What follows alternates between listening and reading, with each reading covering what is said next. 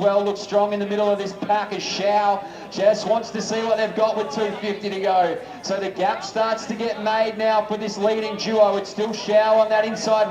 204, 205, 206.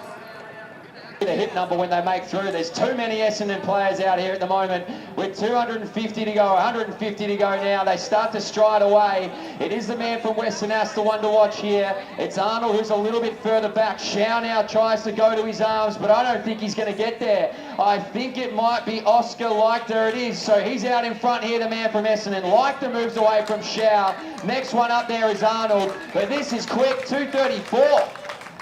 To take the win. The rest of the field makes their way through, and that's not a big separation from top to tail, but he bided his time to perfection there, did Oscar, and he comes away with the win here in the men's D1000.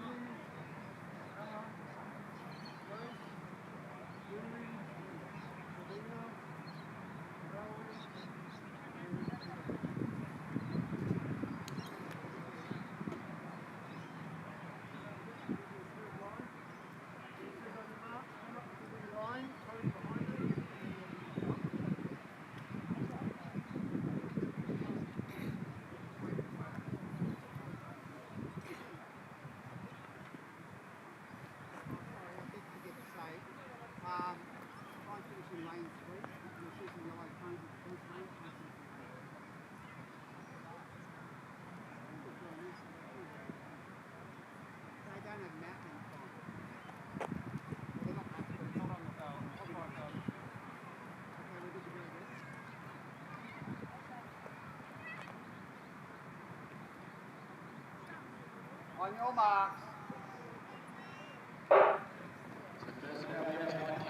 Steps onto the track, it's the C1000. Summer Alberston with hit 1, Sophie Field with 2, Audrey Savage with 3, Indiana Cole with 4, Claudia Tierney 5, Lizzie Pennington in 6, Ella McDonald in 7, Grace Grafsma in 8, Julie Norney 9, Sabrina Harding 10, Lily Kovacs in 11, and Emily Misford in number 13. So it's a big field here, and a strong field at that. They string out very early though. This is a long gap from front to end as they make their way on through. So taking it up is going to be Grafsma. Right behind her is Savage, and then from New South Wales it's Indiana Cole.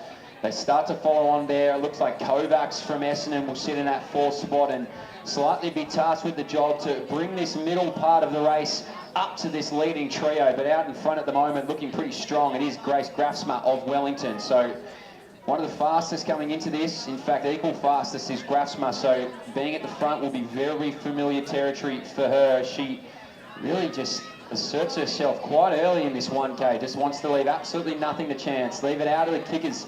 This is live stream, yeah. So. Yeah. 73, 75, Emily. Done with their first lap of Box Hill here at the Burn.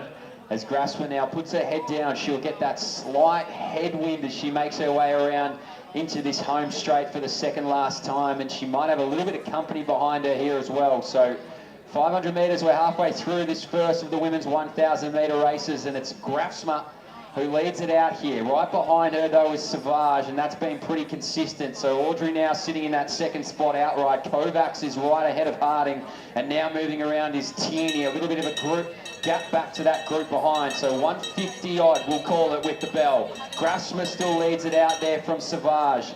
The rest of this field is going to have to do some big work to go and get up to this leading duo. But Grafsma still out from Savage, and now starting to move on through is going to be Claudia Tierney, who may be the best of this group to go and get after the leading duo. So Grafsma still out in front with 280 metres to go. Savage now, she's really going to have to find something on this back straight to go and get after the Wellington athlete. Tierney doing a good job to maintain the pace with some party behind her, but with 250. 250, faire Diodri, you can get her. Go faire Jeffrey. Go and go faire 9. 20 to go now for Grafsma. She's only got a round into this home straight. Takes a quick look on that inside shoulder, just head down and straight to the finish line. Grafsma leads it out now from Tierney. Savage sits in that third spot, but Wellington's Grafsma, she got out there early. She wanted to lead it from the start, and she's going to hold it to the tape. She'll go 3:03, 4, 5, right on to 3:06. Well done there. Tierney now back to Savage, and a good, real good run from Sophie Field, who comes through. Outside shoulder, Harding. And now we see Nornie come on through. New South Wales. Cole is next. Then it's Mitchford. Pennington about to finish off her evening as well of 1,000 metre racing. All under 3:30 at the moment, mind you. McDonald will just sneak under that 3:30. Great racing from her. And finishing it off now will be Summer Albiston to round out this field of the women's C 1,000 metres. So great racing here to kick off our women's 1K for this evening.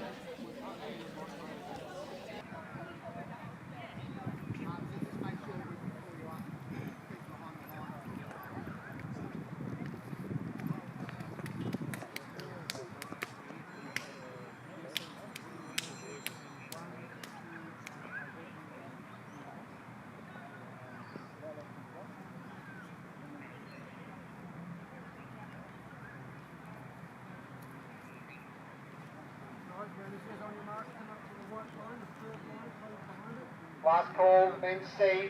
There you go.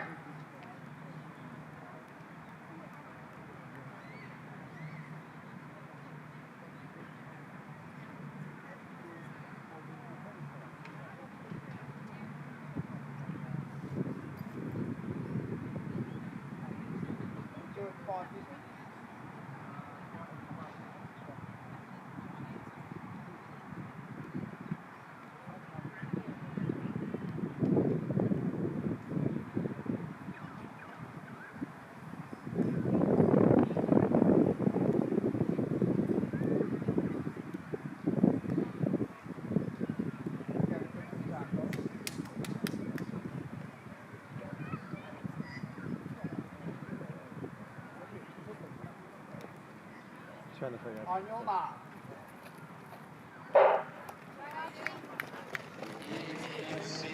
We're absolutely ripping through them here at the Burn. In hip number 3, Simon Glendenning. Number 4, Archie Sidoritis. Number 5, Peter Holland. Number 6, Mackay Morrison. Number 7, Javal Singh. Number 9, Samuel Forster. Number 10, Shavin Hederachi. And number 11, Aidan Marasco. These are all around 2:30 runners here, so these gentlemen will go out and get there quickly. That's 1 minute per lap here, pace. Now leading it out there is Peter Holland of Old Scotch, and he's got Melbourne Uniman on his shoulder there, and Samuel Forster. A little bit of a gap back then to our Box Hill athletes. Looks like Singh is going to lead out that next pack, but they're all pretty well bunched together. It's only 2 out in front with the slight fracture through the opening 300 metres as they make their way up to the back straight, the nice back straight. They're not so much wind in your face back straight. They move up there with some real good pedigree. Singh now gets up into that third spot and looks comfortable, but out in front now he's still looking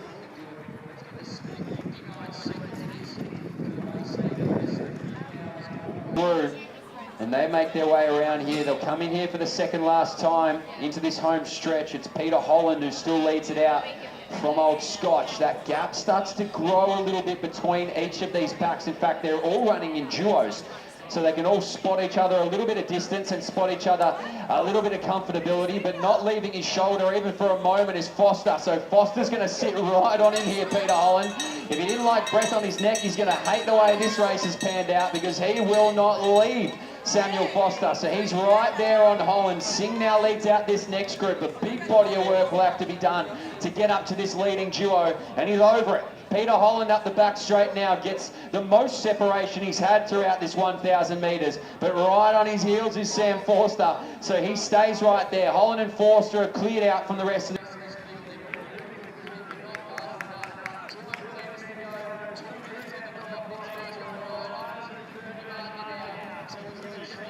I'm here, Peter Holland, and see whether he can drop off Forster, who's been right there the whole way through in this men's C1000 metres. Holland's going to round into the turn with Forster. There's not much to separate them here for this C1000. He goes one more time here, Peter Holland. He's going to put his head down, he's going to pump his arms, and he's going to be rewarded with the win here. 2:29. He gets under his time. Great racing here from Singh. He comes down for third, 2:35. The rest of the field now makes their way through too. That's 2:38 for that big pack.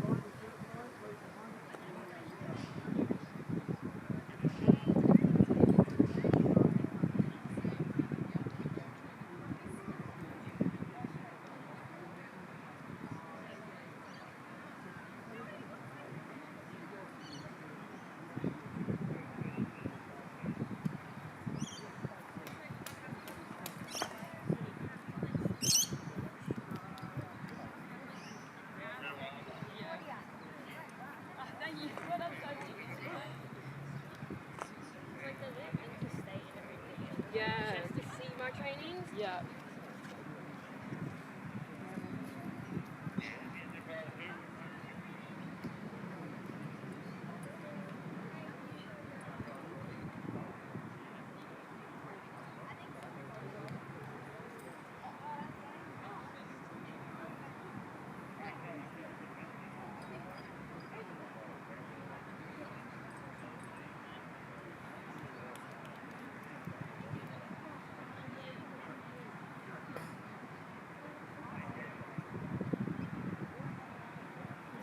Yo, what's up? No, it's alright. I just swapped out the battery just before one of the races before. I was just making sure that it was up, but my dad told you so. Okay. Sick. Is it going well? Everything's working? Okay, excellent. I'll just keep sitting here, I guess. Make sure the camera doesn't blow off. The new camera's got full, so I'm assuming that'll last for ages. Should be chill. Alright, see ya. For our women's, it's going to be hip 1, Emma Wadley, hip number 2, Yvette Cordy, hip number 3, Janine Mackerel, number 4, Riddy Mehta, number 7 is Emil Shura, number 8 is Sana Jayasinghe, number 9 is Karen Hayder, number 10 Ali Brooks, number 12 Erin Mariner, number 13 Izzy Rhodes, and number 14 Rachel White. So they make their way through this opening 300 metres, and it looks like the local talent's going to go out and get it first. That's Ali Brooks of Box Hill. Rachel White now just sits on that outside shoulder. It's going to be Western Athletics, Janine Mackerel on the inside rail, a good spot to be in this 1,000 metres. So they're going to chase after Ali Brooks. 3 minutes is the time put down for a lot of these women. The race is fractured quite early, so it's going to be a leading group of 6, and then the next pack follows on from there. But they make their way on through here, nearly this opening 400 metres, and Ali Brooks wastes absolutely no time in seeing what this field has. I think that might be Mackerel still sitting in second. It's certainly White in the...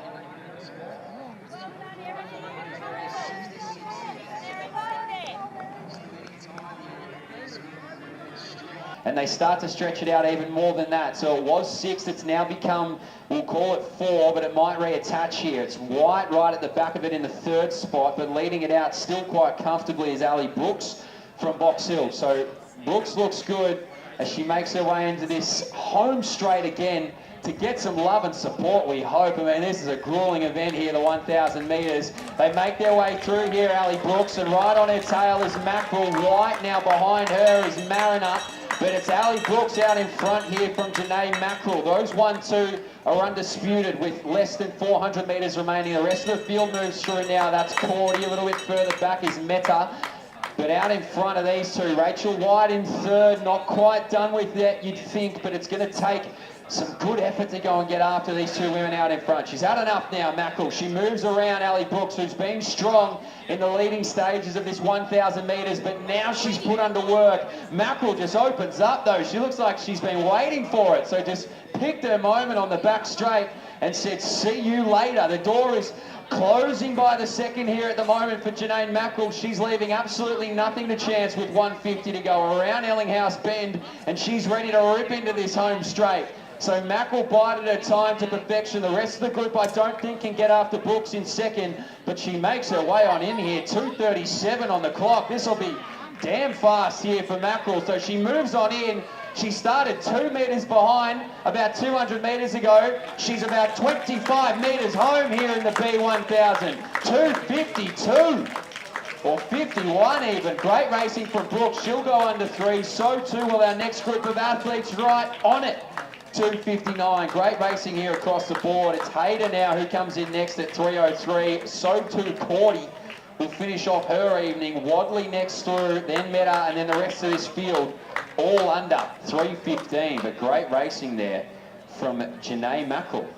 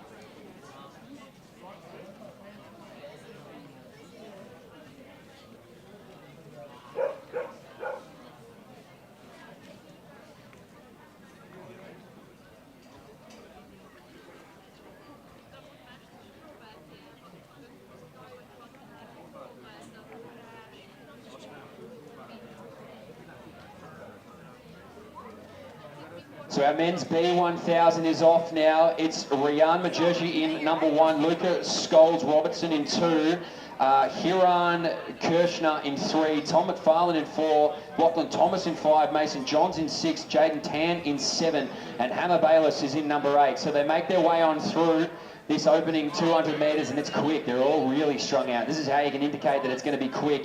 And right here from Singapore now is Tan. He leads that out in front of McFarlane. And that's a 28-second opening 200 metres. So certainly something all these gentlemen can run. The next one there was Scholes-Robertson from Doncaster, and they're strung out to perfection.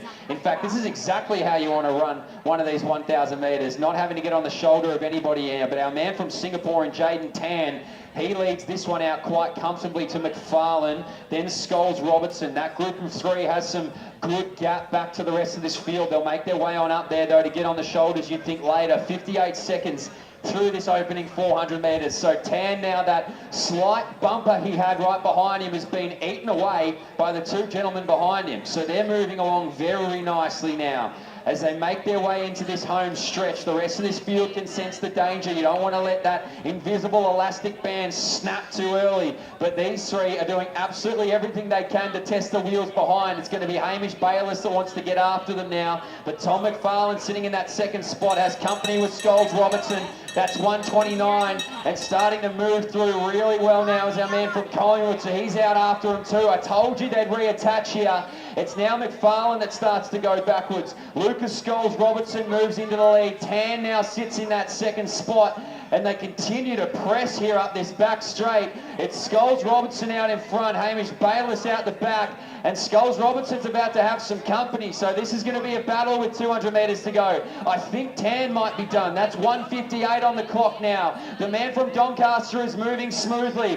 Here comes Hamish Bayliss in the All Black though. He's bided his time well, the hammer, and he's going to get right up on Skulls Robertson with 100 metres to go. So he's going to have to find a little bit of something here because he's getting absolutely pressured on his outside shoulder. Skulls Robertson's going to dig really deep. Hamish Bayliss thought he bided it to perfection. Skulls Robertson inside holds it. 2:27 back to Bayliss. Great racing there from Mason Johns as well for that third spot. And he nearly stole it right at the end there, Bayliss. The Skulls Robertson too strong in that B1000.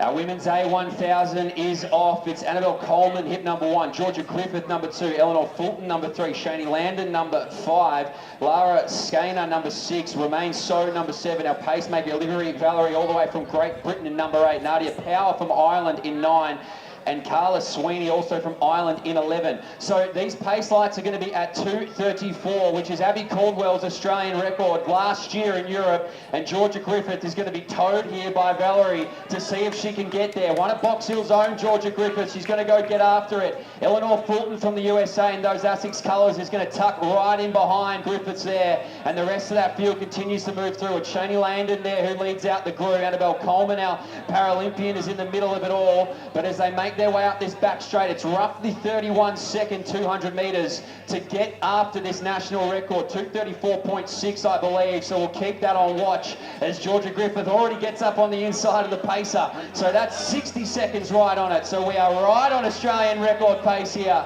for this opening 400 metres. This long stride of Georgia Griffiths is absolutely brilliant, and she continues to look so comfortable as we get through this halfway point of the 1K. 1:17, 1:18 around it. So Georgia Griffiths, second last time you're going to see her tonight, ladies and gentlemen. She's after an Australian record at Box Hill, one of our very own. Let's give her everything we've got.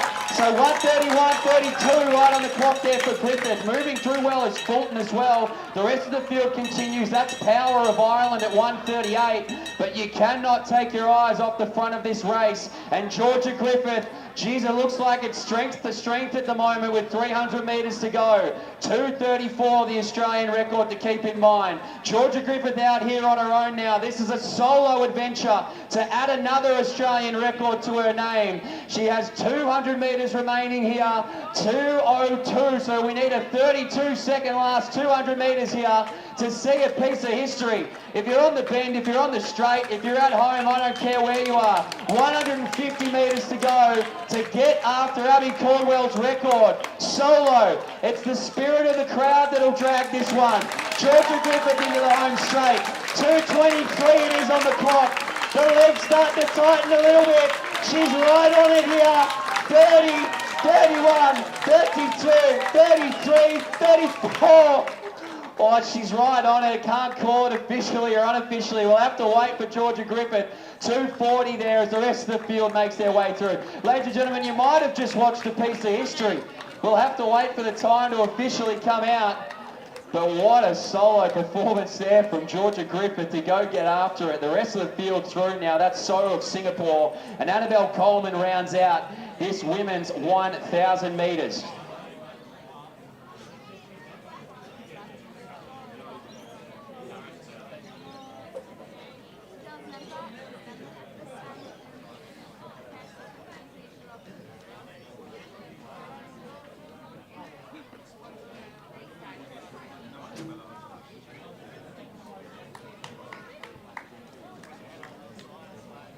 Bear with us, we'll let you know if this is an Australian record or not. We're just waiting for the official time to come through.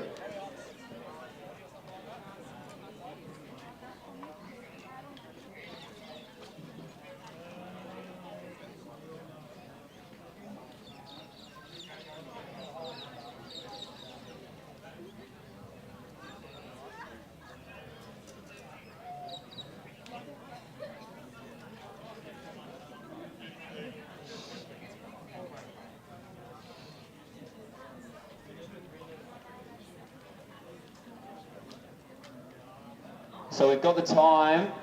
I can tell you that Georgia Griffiths is your new Australian record holder by 0.13 of a second and takes it from Abby Caldwell. So Box Hill Zone and Box Hill Track, congratulations Georgia Griffith. Another Australian record, amazing.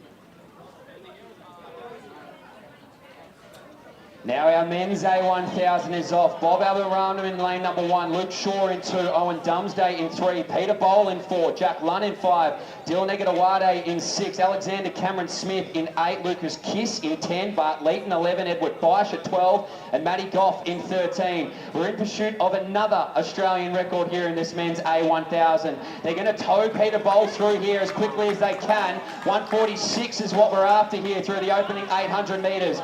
I dare say the current Australian record would be in attendance. Jeff Risley's 2014 marker of 2:16.09 under threat here from this group out in front. So the fracture's been made early here. The two pacemakers are doing their job to perfection. Peter Bowl is just tucked in the beautiful spot of third. He doesn't have to think other than just watch the back of Jack Lunn right in front of him here. So they'll make their way through. 53 seconds it is, right on the nose. You'll see Justin Rinaldi walking around here. You'll know whether he's right on it or not. He's got the Oakley's on his head. The thumbs up, he's loving it. So they make their way through nearly the halfway marker here. As I said, we're after an Australian record.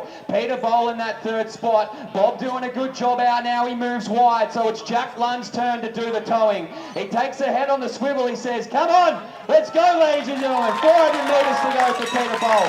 1:21 on the clock. He's living right around it here, Pete.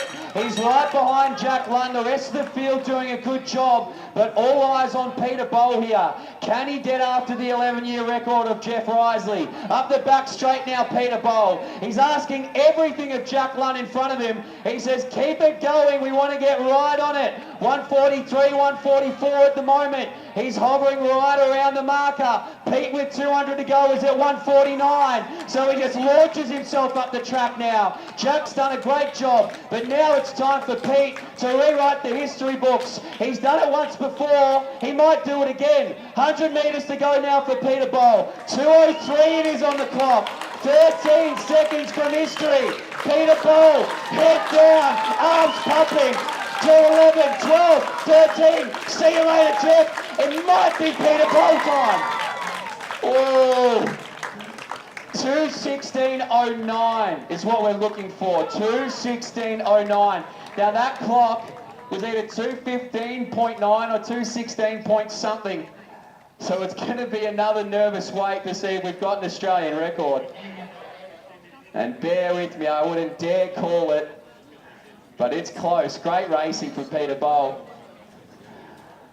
We'll just have to wait and see here. 2:16.09 is what we're after for an Australian record.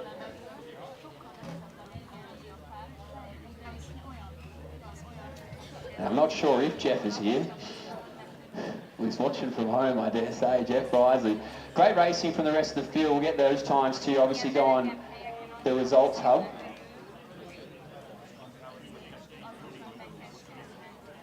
So his time is through. Peter Bowl, 2:16.29. So he's missed it by 200ths of a second. Incredible racing though, ladies and gentlemen. That's the second fastest in Australian history for Peter Bowl. Incredible. A clap to the crowd. Congratulations, Pete. Well done.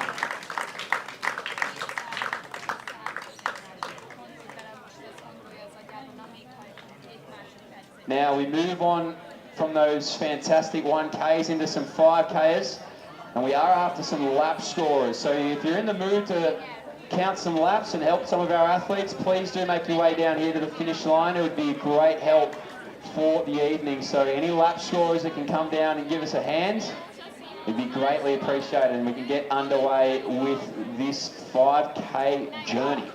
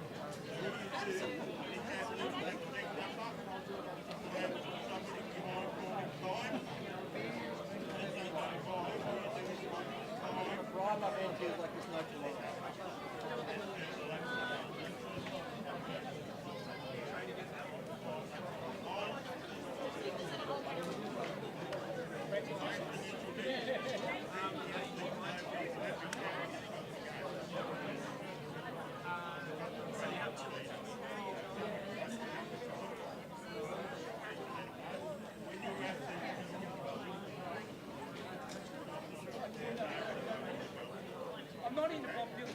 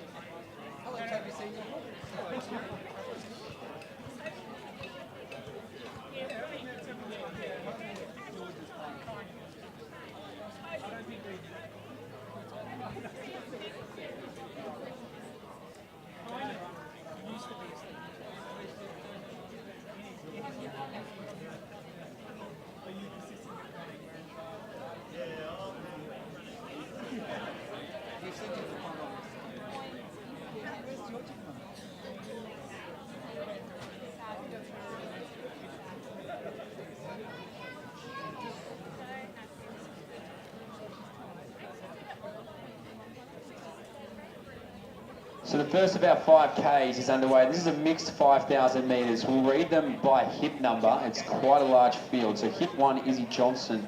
Hit number 2, Ellie Bagshaw. Hit number 3, Thomas Pinto. Hit number 4, Claire Hogarth. Hit number 5, Amy Sace. Number 6, Katrina Castles. Number 7, Zoe Delaney. Number 8, Eamon Kennedy. Number 9, Brent Alford. Number 10, Dino Imbriano. Number 13, Talia Allen. In number 15, Vanessa Alford. Number 16, Jed Willis. Number 17 is Scott Orchard. Number 18 is Ella Howard. Number 19, Alice Hornby. Number 20, Charlie Miller.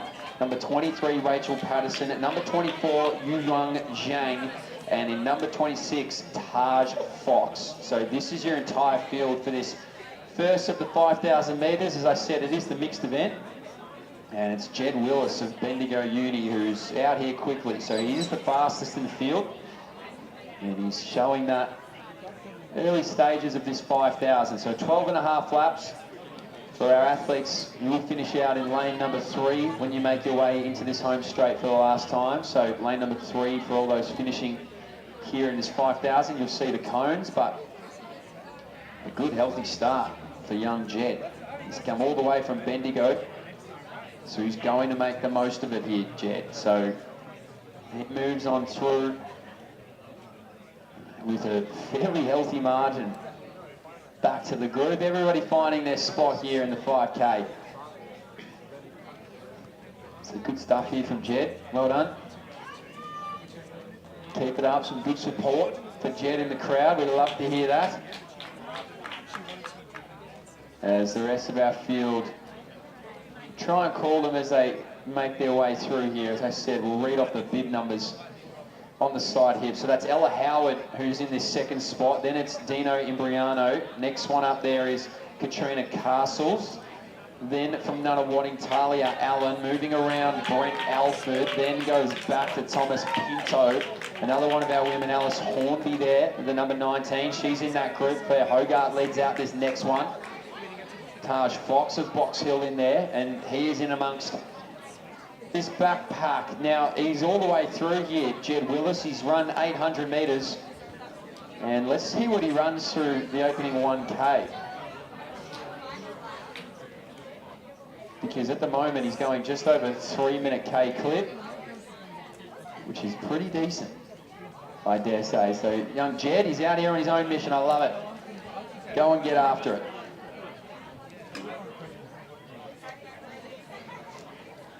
And so Jed now, what's your 1K? Keep it up, Jed, you're looking good. Keep that head down. You're in a good part of this 5K. 3:07, 3:08 for Jed. So I want to watch that. We'll put that on 16-odd minute watch for Jed. And now Imbriano moves into that second spot. There'll be some movement in the middle parts of this 5,000. Tends to be that past the 3-point mark towards the 4-point mark. You tend to go into an eternal abyss. There's absolutely nothing happening for that 1K, so you've got to stay focused. So Imbriano now, that's 3:39 for that opening K. Next up, Castles, and he's actually been good here, Brent Alford. He's moved all the way through the second and third. Ella Howard was right behind him. That's Allen still there, moving along well. Vanessa Alford, 3:53s, 3:54s, so we're at a good clip here. Taj Fox in and amongst it all. Scotty Orchard now moves around. And Ellie Bagshaw as well. So all through the opening K, young Jed's about to come around and scoop up some of his competitors. As we said, he went through in 3:08, so he has nearly a minute on the back end of this field. So keep it up, he's moving well. Well done, Jed. Good clip here, 4:27, so that's just under an 80-second lap for Jed. Imbriano's still out in front. Now big mover in Brent Alford. Now in third. Big shout out to our lap scorers, doing a good job here for volunteering. If anybody else wants to lap score through the night, we will not say no. You will never be turned away from lap scoring, I don't think, unless there's a first here tonight at the Burn. I don't know.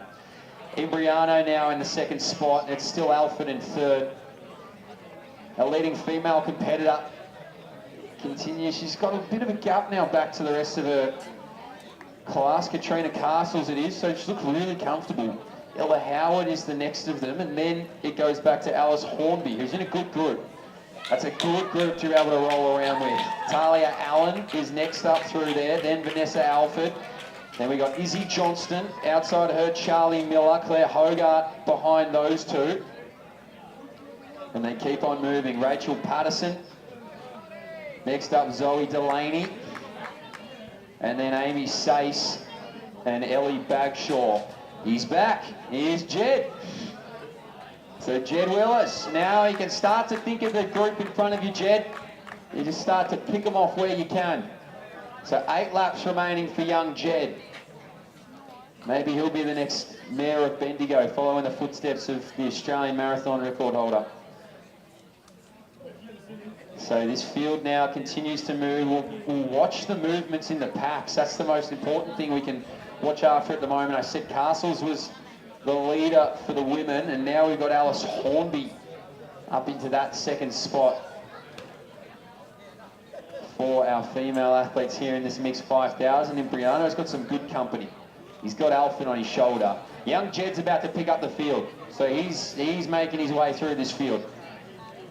I reckon Jed, might have been in a faster 5K, and he's showing what he can do. Great racing from these two. Imbriano out to Alfred. Castle still leading out our women, doing a great job at that. Eamon Kennedy. And then it's Yuxing Jiang, our second female competitor, Alice Hornby. Just getting some good gap there to Ella Howard, who has a good group behind her, as I said. Vanessa Alford in that next spot. I don't know, I'm going to make an assumption that the two Alfords know each other. That's just my guess. Here's Jed. Jed's back again. 7 laps for Jed. He just really pops up out of nowhere, doesn't he, Jed? All right, so Jed, he is making his way around this field. And he might get after our second and third competitors, as it's Alford now that gets rid of Imbriano. So he puts his foot on the gas a little bit. Test the exhaust, see what it's got in it. Jed up the back straight. Going after our women led by Claire Hogarth there on the back straight. Ella Howard as well. Checks the watch. Alice Hornby after Castles, who's been our leading female competitor the whole way through. But here he is, Brent Alford. He's a 1930 man according to my piece of paper. And he's certainly running like a man faster than a 1930 man. He looks good. So keep it up, Brent. The hat was a good choice. It is a hot night. I like it. Imbriano now in third. A little bit of movement here. Eamon Kennedy, our 1915 man, now moves up past Castle. There's a 1921 runner at her best. Jang, a 2044 man, so he's ahead of pace. Pinto, 1936. And Alice Hornby's a 1930 runner. Here's Jed. Jed with 6 to go. This is a good group of women here moving through. Still out in front there is Vanessa Alford. Izzy Johnston on that back shoulder there of Claire Hogarth. And they're working together really nicely. So they're probably going to try and get up to Alice Hornby, who's trying to get up to Castle. So all these women are in pursuit of the one ahead of them. Young Jed just wants to get in front of the whole field. So Brent Alford's doing everything he can to make sure that doesn't happen. Jed up the back straight now. Alford still leading it out, and Briano gets the split. And Eamon Kennedy, he's quietly going about his business. Here, Eamon.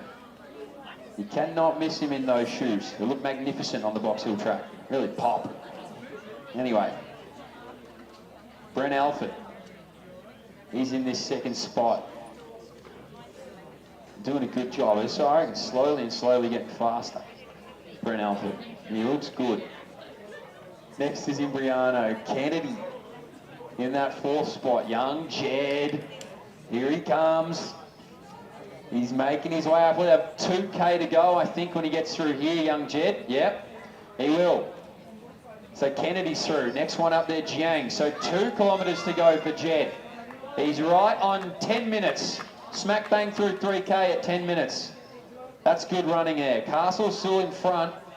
Alice Hornby, though, moving along really well. Next one here is Claire Hogarth, and then it's Izzy Johnston, now in front of Vanessa Alford. Bit of a gap now back to Charlie Miller. And doing a good job is Ella Howard. Just try and stay around that marker of the women ahead of her. Good movement, Taj Fox. And as we see now, Scott Orchard move through with Talia Allen. Get them all here. Amy Sace as well. And good running there from Rachel Patterson. And looking good is Zoe Delaney. So they're all through and around here. Here's Brent. Brent Alford, he's our 2nd place getter at the moment. He is holding young Jed at bay. He's trying to make sure Jed doesn't get this whole field. So Brent Alford's doing a good job. Imbriano now has been passed by Sullivan, who I said has just quietly chipped away at his race here this evening. 2K remaining now for Brent. So too Sullivan, Imbriano, Jed on that outside shoulder. He's watching this green wave light, I reckon. He's right on it here, Jed. I don't know if you can see it on your inside, but you're right on that green wave light. He'll have 4 laps remaining, 1600 for young Jed in the yellow. Imbriano through next. Then it's Jiang. Thomas Pinto out in front of Castles. And Alice Hornby, all with 5 laps remaining here. Next one up, Izzy Johnston. Got some good crowd support to Izzy. You can always hear that name being yelled out behind me here. Vanessa Alford doing a good job. Claire Hogarth as well. Taj Fox just gets stronger and stronger over this 5K. I don't know how he does that. That's incredible. I love it. Eamon Sullivan up that back straight in front of Imbriano. Jet just in front of them. And Brent Alford is still in that second spot. So great racing here, guys. Keep it up. Amy Sace. Then Talia Allen. And right on her shoulder is Rachel Patterson from Ivanhoe. So Patterson gets there. Zoe Delaney through next from Collingwood. And then here's Brent Alford in the second spot. Here's Jed, the race leader. So Jed's been on his own the whole way as well, it must be said. He's got 3 laps to go here, the young fella. 12:53. Keep it up, Jed. You can do this. Less than 3 laps to go now. That's got to sound better than 3 laps to go. He's doing a good job. Eamon Sullivan is cleared out from Imbriano, who is just ahead of Jiang. You know, I think Thomas Pinto's got a bit in him over this last 4 laps. He's been good. Castle still leads out in front of Hornby. But this will be a good one over the closing 4 stages, or 4 laps for them. Brent still out in front of Jed if you're playing along on the back straight. Next up is Taj Fox, Izzy Johnson, crowd favourite. Vanessa Alford, Claire Hogarth. And then Charlie Miller, who's really kept that distance back from Claire Hogarth. It's been a good lap for Charlie. Next through Ella Howard.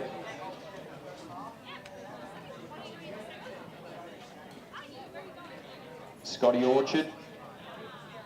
Through here now too. So Brent's into the home straight again. So great racing, Amy Sace. Found a lot of form here, Rachel Patterson over the back stages. Looks strong in this 5K. Brent doing a good job, Brent Alford. Here's Jed. I'm loving young Jed. He's got 800 metres to go, there's Jed. 14:19. Yeah, he's around that 16-minute watch. He's on that 16 minute. Let's just see. He'll be around the 16-17 mark, I reckon. Eamon Sullivan's through next. He's in third behind Brent. So Eamon's after the pink singlet on the back straight, and the blue singlet, the yellow singlet in young Jed is getting up to the second place person in this race right now. So Jed's found a bit of something, I reckon. He has found a little bit more knots in the engine. He looks good. So too does Katrina Castles. She's been so consistent over this 5K. Alice Hornby from Glen Huntley is next. That's 15 minutes, 3 laps to go. Izzy Johnson doing a good job. Or John Stone. I've been saying it wrong this whole time. Izzy John Stone doing a good job.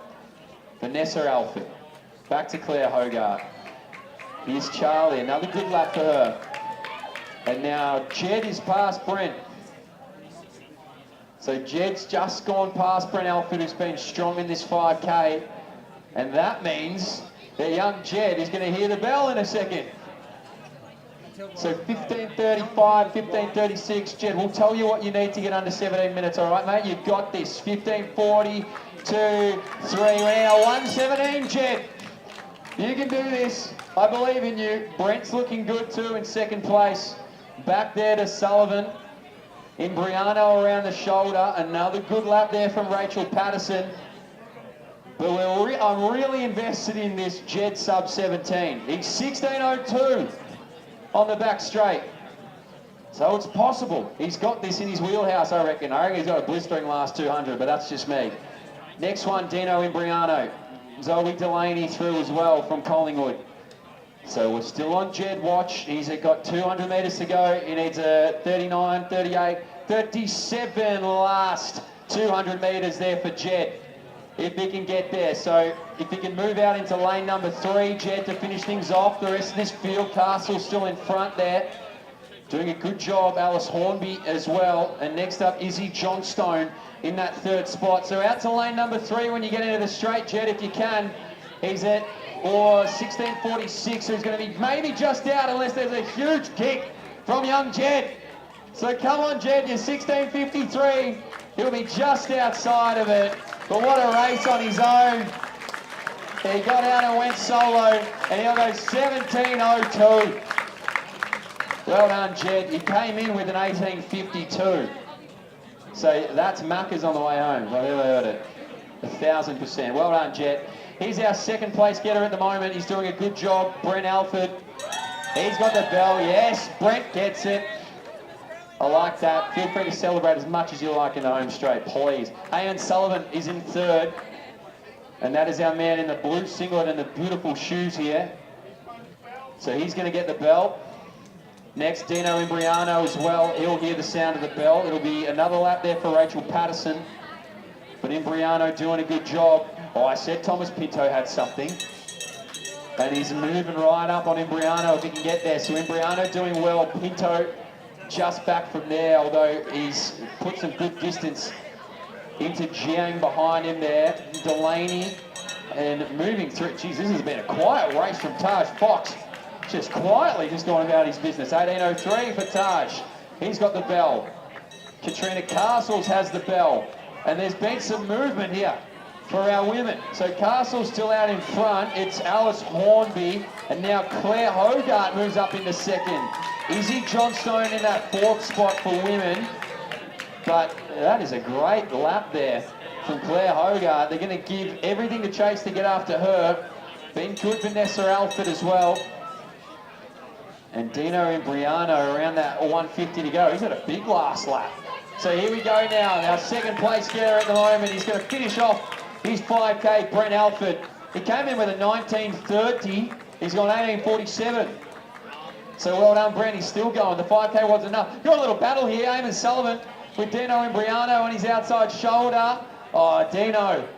He's come over the top. He wants to get under 19. No, just over. 19.01. Well done to Dino. Well done to Eamon. Two personal bests on this sheet. Scotty Orchard through next, and then Ella Howard. Here's the Pinto.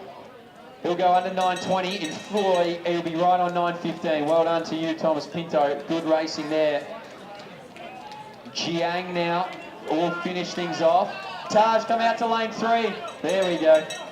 Taj Fox right on 19.30, 19.29 for Taj. Well done, good last lap. Jiang there comes through now. And well done here, it's our first woman, Katrina Castles, 19.40. Well done here, Claire Hogarth with a huge last lap. Will come through in just under 19.50. Well done to her. And it's Alice Hornby and Izzy Johnstone under 20 minutes. Congratulations, ladies, well done. Talia Allen with a lap to go. The next one to finish will be Vanessa Alford. She'll be just over 20, but great racing here for the 5K for you, Vanessa. 20.06 unofficially. Check out Vic's results hub for the official times, of course. And Charlie Miller will come through under 20.20. So well done to Charlie Miller. Good race for her this evening. And next one through is Scotty Orchard. We move out into lane number 3. So it appears everybody's on their last lap. Everybody is on their last lap. A good feeling here. So Scotty Orchard will round out just under, well, you'll go right, I reckon you'll go right on 20.40, maybe 20.41. Well done to you, Scotty. Great racing there. Smack bang, 20.41. So well done to Scott Orchard. Next up, Ella Howard. Well done, Ella. A good last lap for you. Amy Sace as well, under 21 minutes. Rachel Patterson. She had a 21.45 to her name before this race. So well done to you, Rachel. You'll be a mile under that time. Congratulations. Well done. 21, under 21.10? Yes. The clock's a bit hard to read like this, but under 21.10. Zoe Delaney next.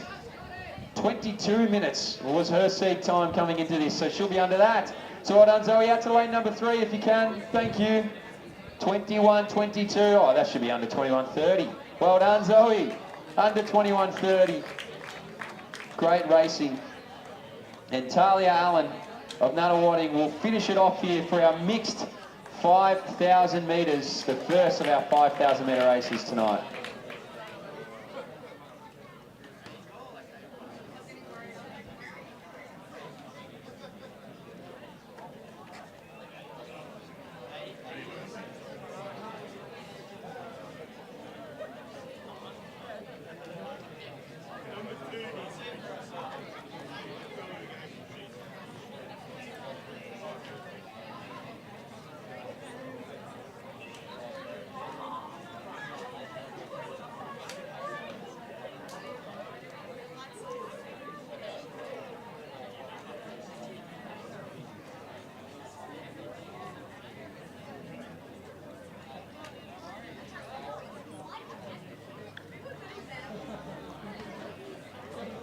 Where's young Jed?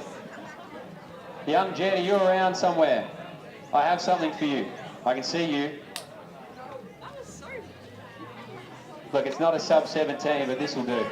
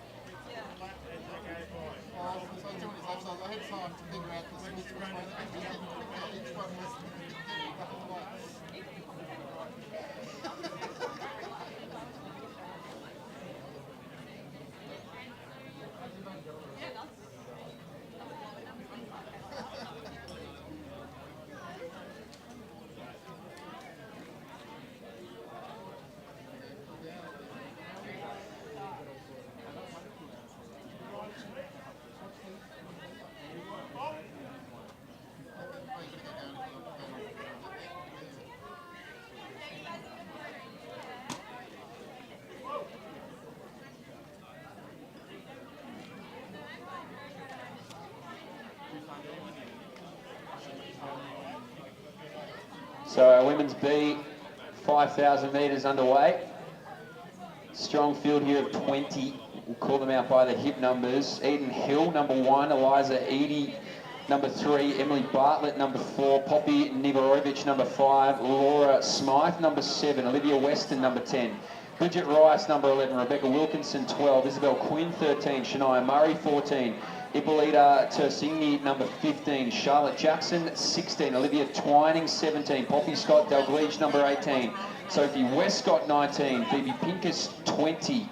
Rebecca Gilmore, 21. Ebony Dermady, 22. Katrina Winger, 23. And Sophie Kennefack in 24. So we're missing 4 here, but still a strong field of 20 assembled for our B 5,000 metres. And bear with me, I didn't catch the hip numbers on the way through. I was very deep in reading this start list, but I know that's Liv Weston in second from Glenn Huntley. So a good pack here of, well, not really a pack actually, they're all pretty well bunched up. There'll be some movement. Phoebe Pincott, that is at the back of the opening group, moving along nicely, as now the fractures start to show ever so slight in the middle parts of this group. So through the opening lap, 123, 124 we'll call it. And they're all strung out well. So I'll give you a better understanding of who's out there when they roll on through past me. If anybody knows, feel free to yell it out to me, but I think it's Dodemaid out in front from Western A's, is my educated guess. And I'm feeling confident on that. So Dodemaid it is that leads it out. One of our Diamond Valley athletes on her outside shoulder. I reckon that's Shania Murray from Western. Let's see how I've done here. Yeah, Ebony Dodemaid out from Shania Murray, Liv Weston. Then next up is Olivia Twining as they make their way through. Phoebe Pincus, also Poppy Scott Daglish, and Charlotte Jackson in there as well. So the front group getting some good separation now. There was a bigger pack through the opening 400, but now it's been dwindled down to 5. And this is that. Now that is what you want in 5K racing. Everybody on the rail, nobody chopping into anybody too poorly in this opening stages of a 12.5 lap race. That is great. As our Western A's athlete does a good job at setting the tempo. 17:40 her best. Ebony Dodemaid through 800 in about 2:49, 2:50. So good clip. We'll get the 1K as they make their way on through here. Shania Murray as well, a 17:40 runner. With Weston, a 17:44 runner. So all around a similar marker here on paper is this leading group. And doing a good job with it at that. So a beautiful night here at the Burn. It must be said, you probably couldn't get much better conditions for a 5K, I dare say, and these women are going to take full advantage of it. So they're doing a good job to lead it out. Olivia Twining is still out there in that 4th spot. And Emily Bartlett of Sandringham, just the benefit of being able to sit on this group. Poppy Nivarovic is leading out this chasing group. And the next group is being led by Sophie Kennefack of Box Hill, so the local will lead out the 3rd group of women, all running along very well. So if we're PB hunting, 17:40 would be a great day for this group out in front. That's their lifetime best, so they'll be trying to get under that. They've seen what the likes of young Jed and our mixed 5K can do, so they want to get a slice of some Box Hill magic. Best track in Australia, they say. That's not just me, that's everybody says that. Best track in Australia. And that is through 1200 at 4:13. So best track in Australia, I'm telling you. I'll die on that hill. So this group of 5 doing a good job. I just want to try and stay on this pace though, if they can. Because Ebony Dodemaid is doing a very good job of being metronomic. She won't move all that much, and now we can start to see those that really want to get a hold of it. So a good move there made in the pack. That's Olivia Twining, who just gets right on into that 2nd spot. Olivia Weston as well now. Smallest of fractures to Murray. Still leading out this next group is Nivarovic. Right behind her is Wilkinson and Pincus. Now it's Lara Smith who leads it from Poppy Scott Daglish. Charlotte Jackson has some company behind her. So this 4th group now is pretty well attached. It was separated slightly, but now they've been able to bring it together. The group of 5 has now become a group of 4. And just out the back is Shania Murray, who's a very capable 5,000 metre runner. So certainly wouldn't rule that out from becoming a group of 5 once again. So in a lapse time, we'll get the 2K split for this B5000. But that leading 4 hasn't changed. Maybe a couple of positions, a little bit of movement from 2nd to 4th, but outside of that, it's stayed pretty well consistent. So it'll be interesting to see what happens as they make their way through kilometres 3 and 4 after this. Can feel the real pinch of a 5K around that marker. So doing a good job. Our women out in front, so too the rest of the field. Again, it's really not overly that fractured. Everybody in their own rhythm nicely. So great racing here. Hasn't relinquished the lead once, Dodemaid. Twining, then to Weston, then to Bartlett. Bit of room to Murray. New leader there in Wilkinson will lead this out. Pincus just off that. Nivarovic in the middle of them all. Great racing here from Scott Daglish as well. Smythe, then to Jackson, then to Eddie, Hill, Canifac, Gilmore, and then Westcott, Rice, and Winger. in that order. So I reckon I just about got them all through there, which we love. So 6:55 has passed the clock now. And like I said, this group of 4 will stay pretty close together, I would think. That's through 2K. So pretty decent pace. Shania Murray still in that 5th spot. Hasn't really lost any ground from that group of 4 in front of her over the last 800 metres either. So that's a good sign of what's to come over the back stages of this 5K. And this is a strong performance from Emily Dotemate. Just looks so comfortable as well. So Twining doing a good job. Now on the outside shoulder. Here's a little bit of movement from Liv Weston. So Liv Weston now moves around. So for the first time, Dotemate doesn't have to just stare on ahead. She can look at the back of a singlet of Liv Weston. So she goes out there now. Dotemate has something to chase. So too does Twining. Now starting to feel the pinch a little is Emily Bartlett. And she might actually have Shania Murray come up and join her from there. So there might be a bit of movement behind here yet. Liv Weston sensed it. And now she's going to see what they have behind her. So Weston out in front from Dotemate, Twining, Bartlett, Murray. It's been a consistent 5 out there in front. Rebecca Wilkinson doing a good job as well to maintain her pace. Just slowly work her way up this field. But Liv Weston out in front now. A strong move. A very authoritative move, looking comfortable at that. Dotemate and Twining will work well together. Murray now moves on past Emily Bartlett and Wilkinson as well from Bendigo.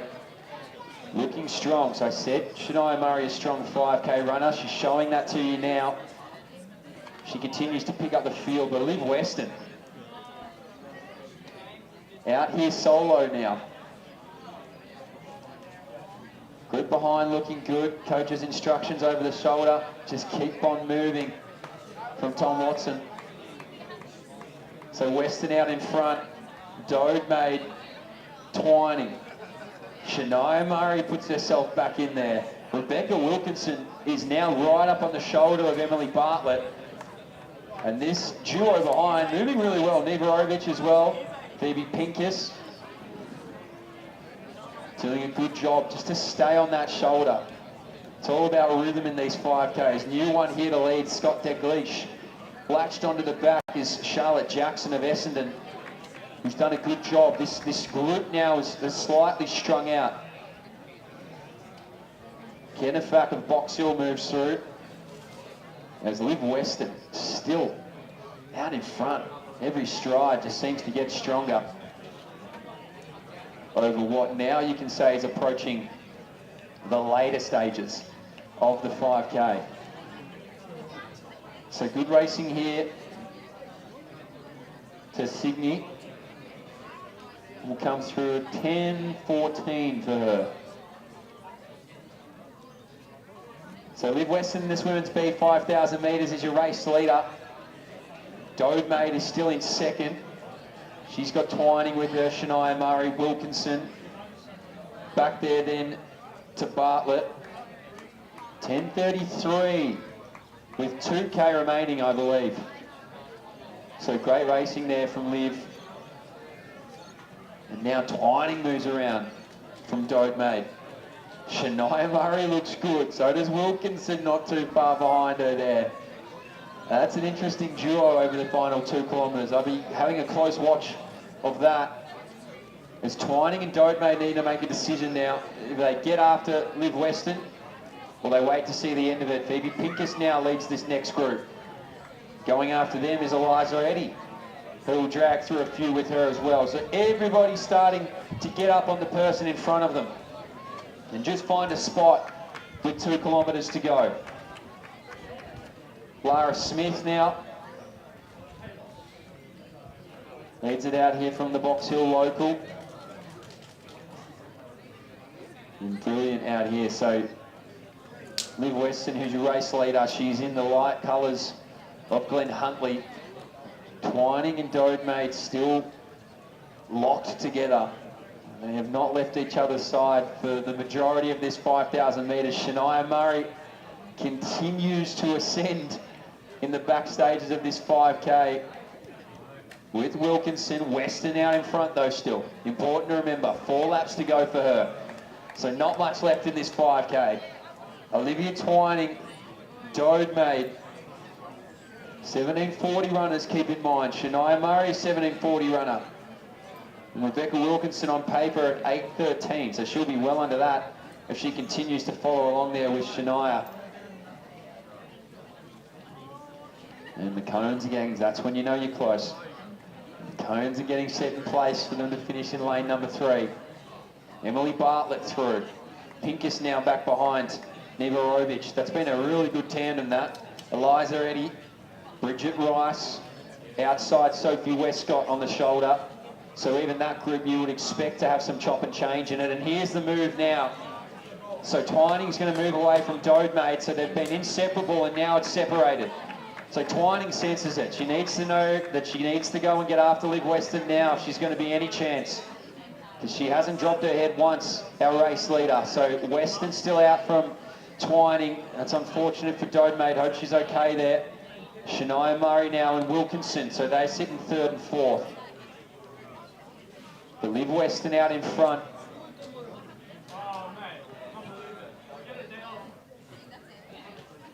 So Weston leads from Twining, from Murray, from Wilkinson, from Poporovich, from Bartlett, from Pincus, in that order. 18:33 now, oh sorry, 13:33 now on the clock. 18, come on. Shania Murray. Rebecca Wilkinson. So this group, I said there'd be some movement. They've all come up now. And now it's a big group. So Poppy leads it out though. They can't quite get after her. She's clearly been the one to hit the jets. And they've all tried to respond. Emily Bartlett gets some good help here. She can work well with this group around her. Eliza Eddy now outside of Pincus and then Bridget Rice. Sophie Westcott. Just off the back, but not that far off the back, it must be said. So Liv Weston's around that bend. She'll come in here with 800 metres to go when she comes past you. The rest of this field now entering in with 3 laps to go. Twining in 2nd, Murray in 3rd, Wilkinson in 4th, Neverovich in 5th, Rice in 6th. Bartlett there as well from Sandringham, Pincus, Westcott has got on that group. But Liv Weston still out in front. She went from a long way away and she looks good still. So 800 metres here to go for Liv. Moving on nicely is Olivia Twining though as well. So still out in front. Twining of Lilydale looks good. 15 minutes it is on the clock now with just under 800 to go. Shania Murray Wilkinson. They've moved around to Singy, who looks strong at 15:10, 15:11 herself. Neverovich is going to have company with Rice, who's really started to move up the track here. So sense the danger, maybe was that glue piece in fact to get that group together, and now she's left it behind. So she's after Neverovich. So Poppy Neverovich from Rice. Next up Eddy. Then Westcott's got him now, so Pincus as well. Bartlett right behind her. So good racing. 600 metres to go for Liv Weston if you're paying attention up there. Eden Hill as well from Albury. Poppy Scott Daglish now moves through. Another from Lilydale. So this is a good group from Lilydale. Katrina Winger, that is. Then it's Charlotte Jackson, followed closely by Rebecca Gilmore and Lara Smythe. So 500 metres to go here for Liv Weston. And now rounding into the home stretch as well is our 2nd place getter. So Weston right on the green lights, good thing to watch. Coming through here is Kenefaki, but Liv Weston will hear the bell. So 400 metres to go for the race leader for the B5000, 16:22. Next up here is Olivia Twining. Will follow closely by Shania Murray, and then it goes back to Wilkinson. They're going to roll through in 16:33.34. So good racing here, but the race is on at the front. Liv Weston still out in front. But Twining Looks like she wants to launch herself at some point here. She's been strong over the back stages. Tasingi now through. Nivarovic has done well to gap out. Rice has been strong, but she's got Eddie right behind her. Westcott, Pincus in that order. But up the back straight now, Liv Weston is still in front with 200 to go. But Twining is starting to launch herself at her. So this B5000 is certainly not done with yet. It's Weston out in front from Twining. Murray's been good to sit in third, but she's too far away to contend for the title. So 150 to go and 5K racing begins. So Weston out from Twining, Murray, Wilkinson. Look back through this field to Edie, to Rice in that order. But 100 metres to go now. Move out to lane number 3 to finish, ladies. Lane number 3 to finish. Liv Weston. Twining is going to launch at her here one more time. But Liv Weston put the head down. She wanted the win. She's got the win. 17:41 for Liv Weston. Twining there as well. 17:43. That'll be a happy coach and happy fiance, most importantly. Next up there, Shania Murray. Well done to her, 17:53, great racing. Wilkinson as well will just be around the 18, just on the 18. So great racing for her. And now Nivarovic comes in too, out to lane number 3 to finish. She's been great here, Poppy. As you said, she had some company with the group around her, but really with about 1,200 to go, just separated from that, and will go and get after a sub 18:30 time. So well done to Poppy Nivarovic. Good racing for her. As the rest of this field makes their way, all finishes out to lane number 3.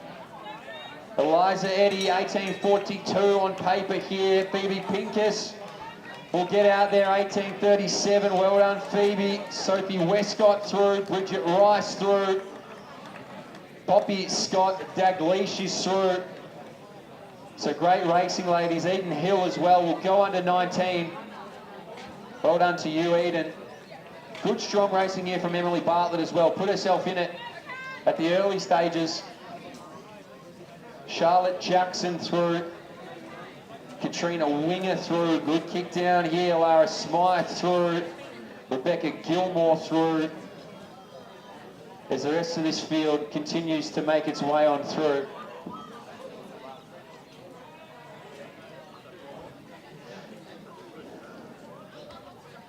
So a few more out here to finish off. Sophie Kennefack will finish off this women's B5000. She'll go 19:32, 33 unofficially. So a good evening. And next one up, Ippolita Tersigni of Mansfield. She'll round out her 5,000 metres here this evening for the B5K at the Box Hill Burn. Out to lane number 3 to finish things off, if we can. Nice work here. Well done to our women's B5000. All done here at the Box Hill Burn.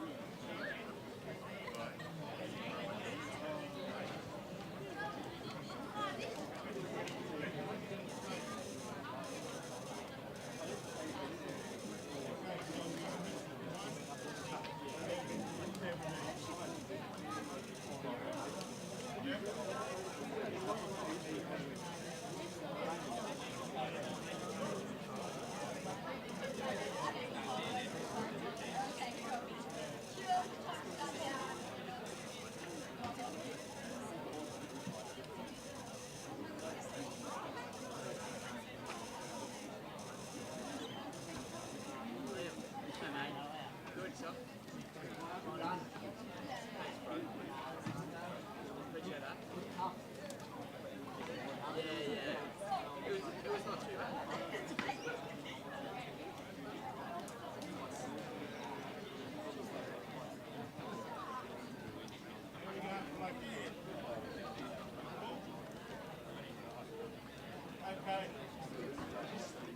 listen up. You've got the following numbers, they're not running. 1, 6, 11 and 17. So 1, 6, 11 and 17, I'm starting. Everybody knows what they're doing. I'll just call time behind me. 1, 6, 11 and 17.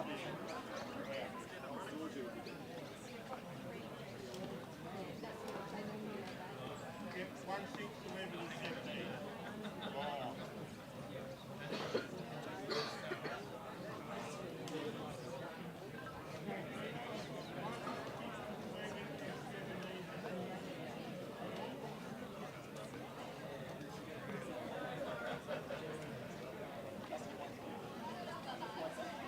You right, Bob?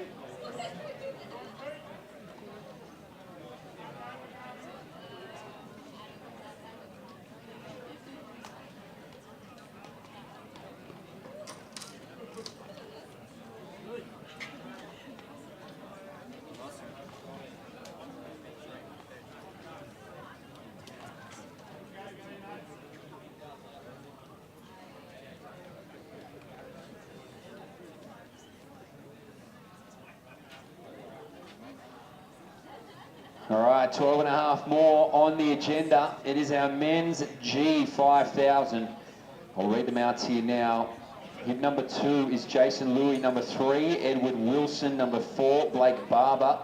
Number 5, Michael Sleep. Number 7, Jonathan Manson. Number 8, Alan Coleman. Number 9, Ross Pentland. Number 10, Justin Jeffrey. Number 12, Tony Langland. Number 13, Rowan Martin Ritchie. Number 14, Charles Jacobson. Number 15, Lachlan Stewart. Then it goes 18, Nick Boland. 16, Nick Tavendale. Number 19 is Tavendale. Number 20 is Paul Farquhar. Number 21 is James Cosgrove. 22, Mike Townshend. 23, Neil Leith.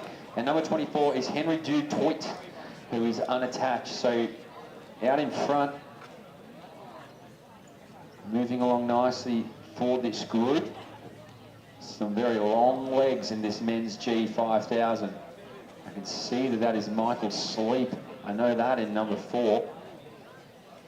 As they make their way on around. And we'll get the rest of them as they make their way through. But these are all gentlemen who run around the 17:30 to 18:45 marker. So we've got a good minute 15 gap.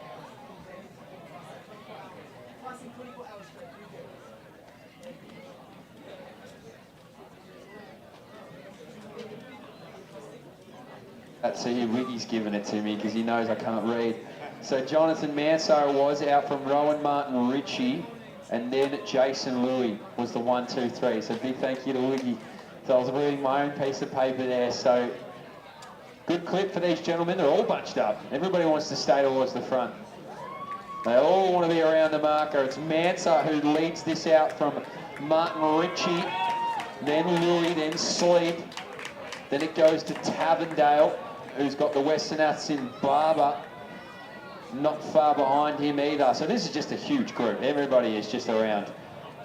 Langleen I can see in there as well. It's about a group of 13, maybe even more. My eyes do deceive me, it could be 15. So a big solid group to kick things off here for the men's G5000. Like I said, they're around the 17:20 to 18:45 type of runners. Although if we've seen anything tonight, it's that seat times aren't relevant because they're all running faster. So Sleepy goes to the front now. That's Michael Sleep. The Dunedin runners stable. You can see in that beautiful grey singlet. Oh, it's Justin Jeffrey. Sleepy's at the back. Well, there we go. Well, we're bookended with Dunedin runners. So here we go. Justin Jeffrey out in front. And he looks good. He looks good. So Justin Jeffrey out in front. Tony Langleen now moves around. They're going to round out into just about lane number 3 to find a spot here. So this is the choppiest of the 5Ks we've seen thus far. But Jeffrey happy to keep himself out of trouble out in front. Let's get the split. 3:29 for these guys. So that's a good split. Great pace. So Langleen now. Here's Sleepy and the rest of the crew. Farquhar in front of him. Neil Leith as well. Just out the back of them. Too many of those grey singlets. Hard to tell. Langleen now out in front. He's going to do his turn at pulling the peloton. We'll see whether or not he can break any of it up. But at the moment, they are all just happy to chop and change. Nobody wants to stay in the position they're in. It seems there's no comfortability in this 5K just yet. 4:12 on the clock. 16, gentlemen, it is, that's in this group. So a big group of 16 led by Langleen is out here for the men's G5000. And this will be good if I can get every name. I'll be impressed. Langleen leads it out from Jeffries. He looks good in there too. So Justin Jeffrey sits in that second spot. Martin Ritchie, then it goes to Wilson. Further back there is Tavendale. Then behind Toit. On that outside is Barber. One back there is Coleman. And at the back of it all is Jason Louis in that group. So not quite all of them, but enough. Early race leader in Manser also in that group from Mansfield. Easy one to remember. There's Sleepy on his way through. So let's see who moves around now. Looks like a man from South Melbourne is going to be the one to maybe get after Tony Langleen out in front. Here's Jeffrey again out in front. So he's sort of been squeezed out the front there as Jeffrey.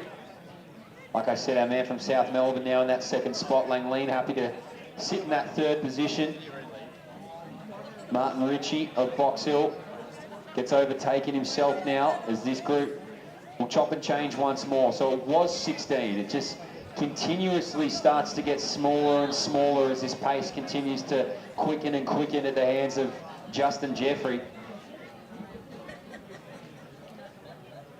Who wants to see what this G5000 meters has behind him here. Nick Tavendale in amongst it. Right on his shoulder is Ross Pentland, and Pentland goes past Jeffrey now.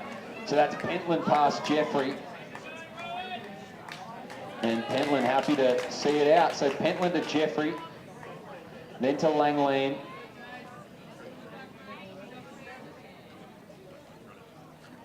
The rest of them make their way through here. That's Jimmy Cosgrove. And this next pack, Farquhar to Sleep to Leith. 1, 2, 3 there. So there's only 8 off this initial leading group. And Ross Pentland is out in front from Jeffrey. I think there'll be some movement from old Zabs here, and there is. Starts to get up in that 4th spot, so that's a strong move. Put himself out of trouble. Might be Coleman, who puts himself in a really good position in the middle to early stages of this 5,000. So Coleman now in the 3rd spot. He's actually going to drag some bodies along with him who just want to respond. You want to run with the rhythm of the man in front of you.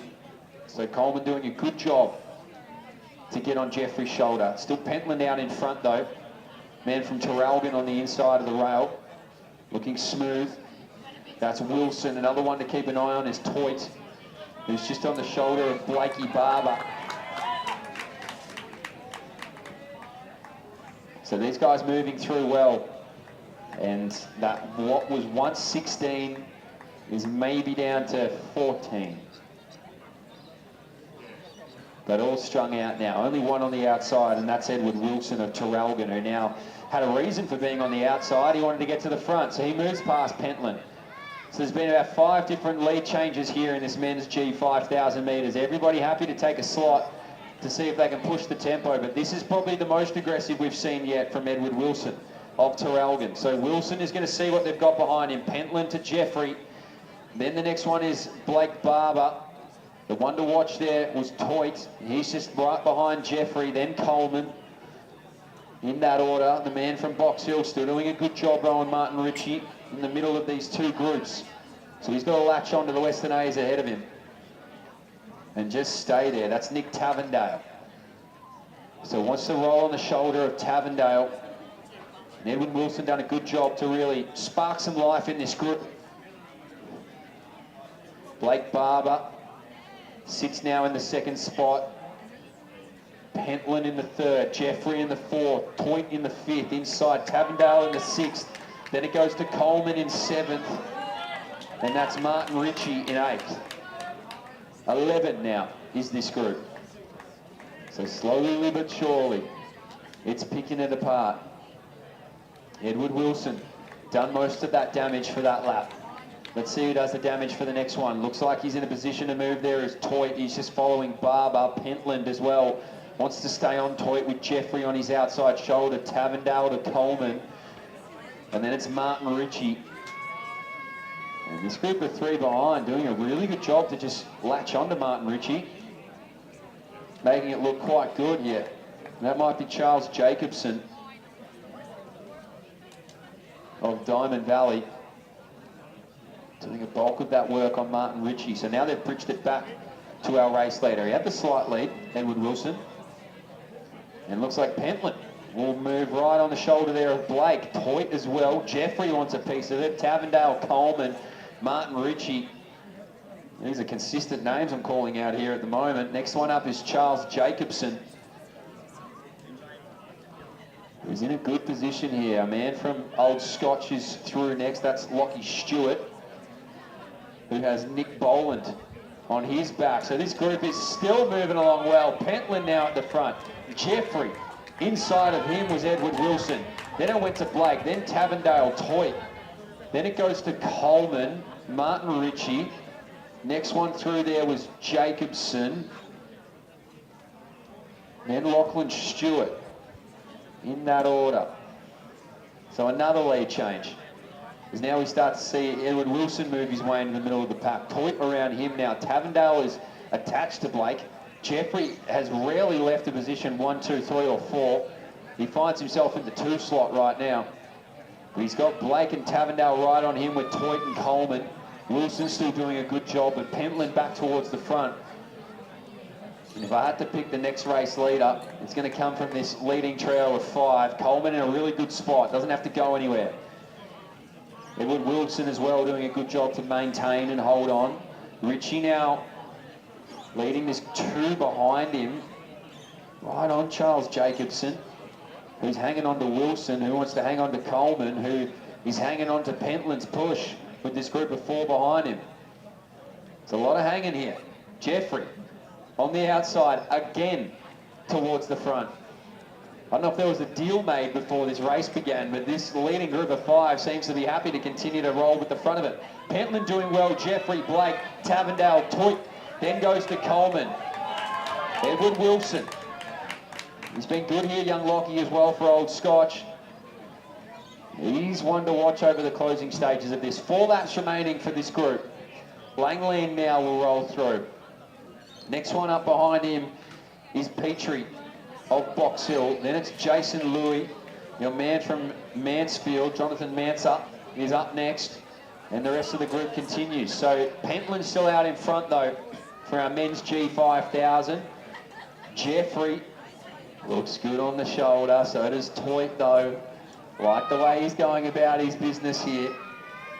Our unattached athlete, 17:32, his best.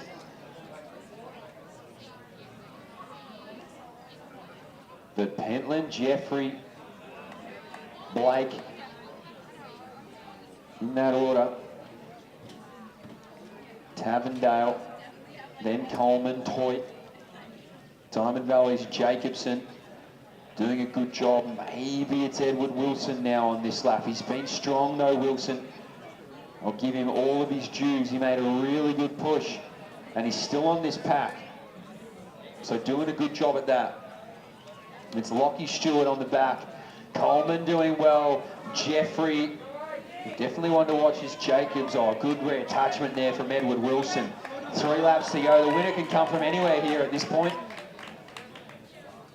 The winner could come from anywhere in this leading group. Coleman now moves up on that shoulder. He wants to press the button. Jeffrey doing a good job to test Pentland. Tavendale now moves past Blake for the first time. Toit right there too. And the inside man from Diamond Valley in Charles Jacobson.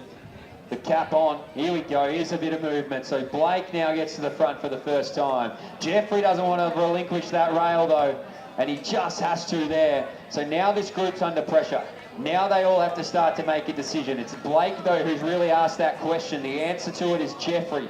Toit now behind him there. Blake, a little bit of pressure now on this field. Tavendale doing well. Coleman moves around Pentland. And now this group has shrunk again, so it's only one. It's one out in front now. And he's made a big move for home, and he's made it early. He's going to come around with 800 metres to go here is Blake. And it's strong. Jeffrey behind, then Tavendale. So Jeffrey the meat in this Western Ace sandwich. Then Toit just behind him there. Coleman doesn't want to give him too much. Neither does Old Scotch's Lachlan Stewart. He's right on that shoulder of Charles Jacobson. Pentland a little bit further back. Might be a bit much here for Wilson, who's been strong, but Blake is out there. And Jeffrey will be the one to try and go and get after him if he can. 800 metres to go, a long way from home in 5K racing. Doesn't sound like it, but it certainly feels like it. He's doing well though, Blake. He's got his head down. Tavendale behind Jeffrey. Then it's Toit, then it's Coleman. Then it's the youngster here from Old Scotch. It's Lachlan Stewart. He's still in a threatening position here, is Stewart. So Stewart right there on Coleman, who gets onto Toit. Tavendale on Jeffrey. But now Blake has built himself quite a healthy lead with 600 metres to go. So Western A's 1-2 at the moment. Toit on Jeffrey, then Coleman, then back there to Lockie Stewart. Manson makes his way through here now as well. But Blake, he's away. He made the move about 400 metres ago and he's never looked back. So Blake Barber it is. He's out in front here and he's looking smooth with every step. Tavendale maybe. Then it goes to Toit. Then Jeffrey with his head down. Coleman is sitting back there in those old Zab colours. Then it's Lachlan Stewart. But here's the bell. 16:01 there for Blake Barber. Tavendale with Toit on his shoulder. Here's Jeffrey, Coleman. Then it goes back to Stewart. Moving through well. Find a little bit of grit there is Charles Jacobson. Pentland being good. Wilson, who was leading only a few laps ago now, will make his way through the bell. But Barber's going to be hard to catch. So Blake up the back straight. He's got 300 metres to go. His head's down. Toit maybe. Then it goes back there to Tavendale. Jeffrey strong. Our Old Scotch athlete now moves on his shoulder there, and Stewart. He moves around him, in fact, and he goes after Tavendale. Coleman further back from there. But out in front, it is all Blake Barber. 16:40 it was on the clock for him. Toit now in that second spot. Moving through strongly, our man from Old Scotch in Lachlan Stewart in that third position. Quick check on the inside shoulder for a couple here. But Blake Barber, 120 metres to go for you, Blake. Round out into lane number 3 for us, because you'll come into this home straight for the last time. So Blake Barber, he's done well. 17:36, I told you, was his lifetime best here on paper. He's 17:09.10. He's under the 17:36 with ease. He's a sub 17:20 runner. Well done there. Toit now through 17:19. He was a 17:32. Stewart a 17:48 into a 17:22. Here's Jeffrey, just gets passed by Coleman there. Tavendale through, all under 17:30. So great racing by this whole field. There's some grit.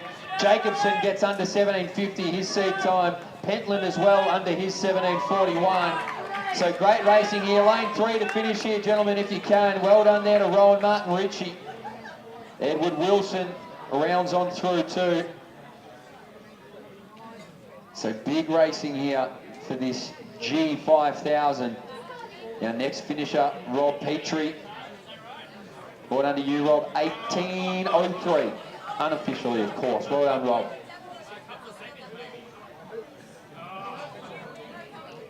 Next one through is James Cosgrove. Well done, James. 18-16-ish, you'd say there. Louis now on Langley, and well done, guys. Next one is Townshend.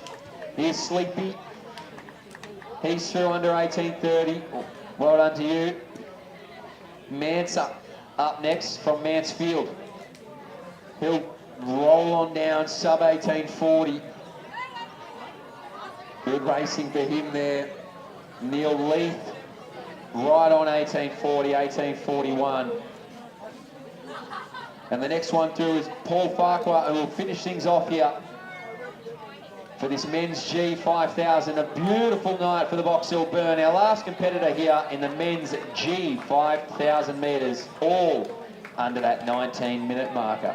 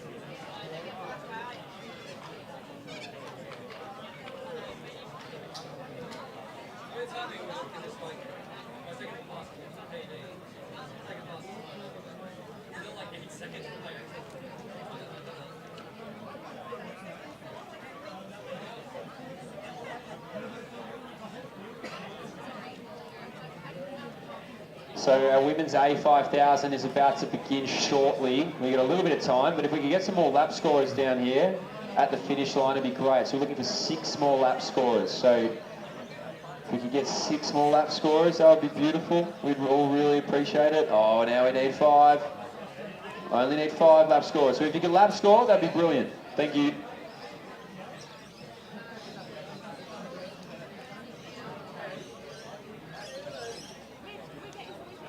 Oh, I think I'll run out of time. We're about, yeah. I know. That's okay. I ate before I came. No, thank you.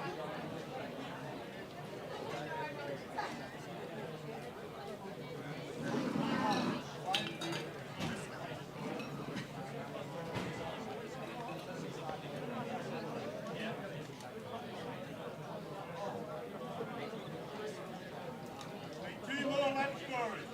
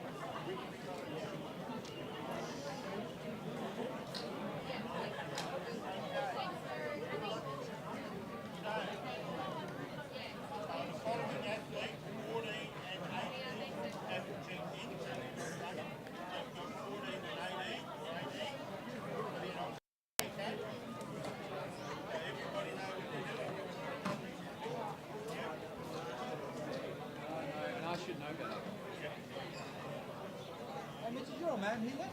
Yeah, he's roaming around somewhere. He was lap scoring for a while.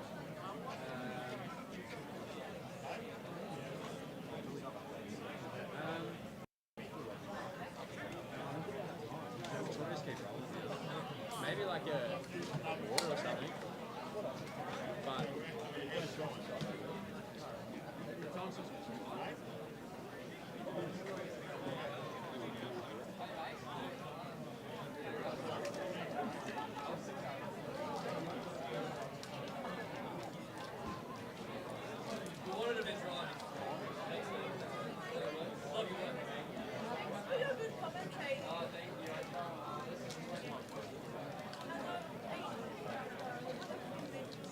Mitch, 14 and 18.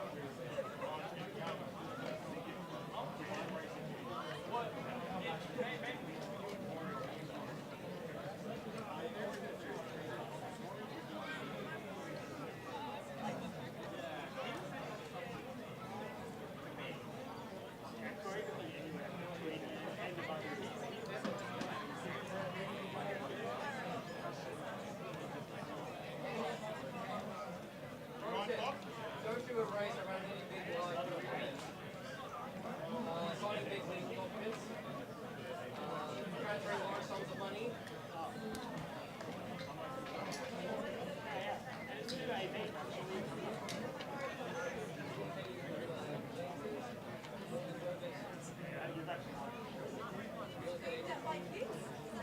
And we're back, another 12 and a half laps here at the Burn. This time it's our women's A5000.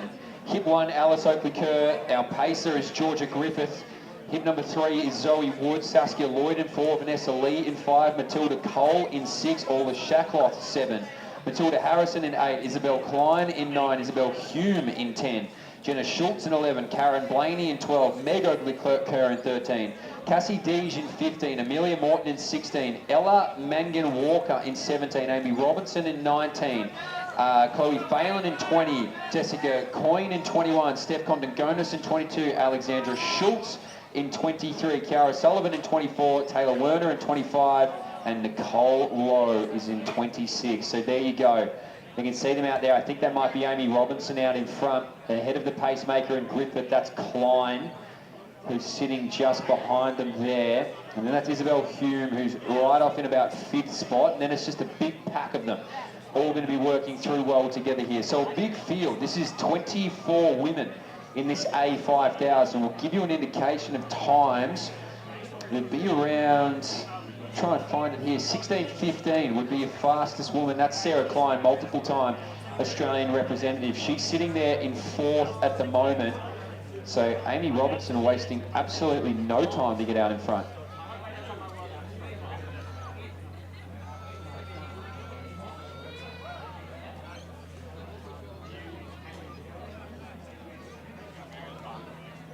So absolutely flying here. This green light is at 15-minute pace. So Amy Robinson right now is going to go it around that 3-minute K marker, which is absolutely flying. Behind there, Taylor Werner, the American, is behind Griffith. Then it's Hume, who's sitting behind Klein. And then this is a massive pack. So Cassie Deege there now gets towards the front of it. And that's around 17 minutes, I believe, for that purple marker you'll see out there. So 15 minutes for the green light. Amy Robinson doing a good job to go and get after it. Georgia Griffiths is doing the pacemaking work there for Taylor Werner, the American. Sarah Klein, then Isabel Hume. Right behind her is Jess Coyne of South Melbourne. And then we had a big flyer from the pack go out and maybe try and get on the back of Coyne. So there's not too many quick 5Ks to get put on the regular. All these women will be chasing after a fast time, you would think. None faster than Amy Robinson at the moment, though, out in front. Probably just living on that 15-minute pace, maybe just outside of it. The front of the green light would indicate the 15, so just off it there. Georgia Griffith coming back to run once more. Taylor Werner behind her, then it's Klein, then it's Hume, then it's Coyne. In that order. Bear with me as I give you the rest of this pack because they are very closely bunched. So leading the flyers is Dej, then it goes back to Oakley Kerr, behind her is Sullivan. Try and find them in the middle of the pack here, it's Morton, then Canada's Jenna Schultz with number 11, she's right in there. Condagonis, Alexandra Schultz of Williamstown also right in amongst it. So they make their way on through here. Amy Robinson is absolutely flying, just living on that green pace light at the moment. Just wants to stay as close to it as she can. Might get some company from Griffiths and Werner, who I dare say are also trying to chase after a low 15-minute time. But Robinson is going to go do it on her own, maybe with some company. Klein running at a good clip. That's around the 15:30 odd marker for her. Hume and Coyne are then next. As I mentioned, the rest of the field now tightly bunched. So we'll pay attention towards the front. Amy Robinson, Georgia Griffith, the new national record holder for the 1,000 metres set earlier here this evening, leads out Werner, and then it goes back to Sarah Klein.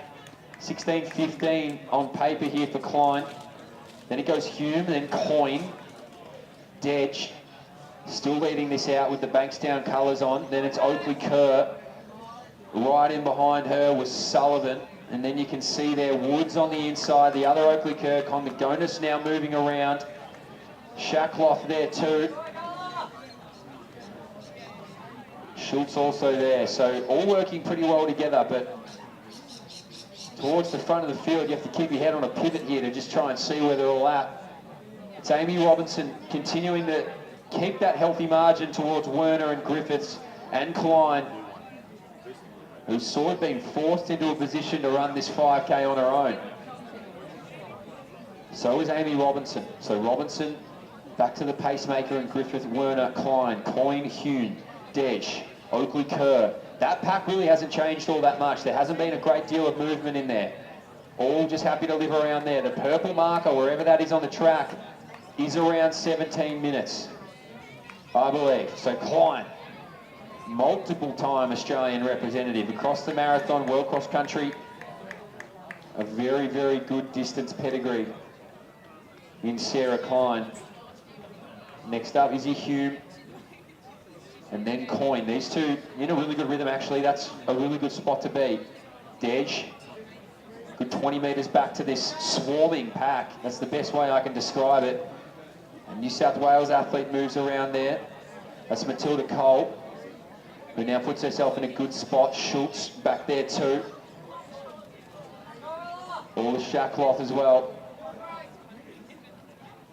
So like I said, they're all living around that 17-minute marker. So the green light's starting to fade away now, that 15 minutes.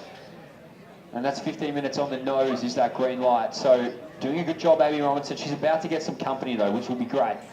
So she'll be able to tuck in behind Werner here and Griffiths. Unsure how far our new Australian record holder is going, but looks pretty comfortable at a recent clip here for Georgia Griffiths. Here's Sarah Klein into the home stretch.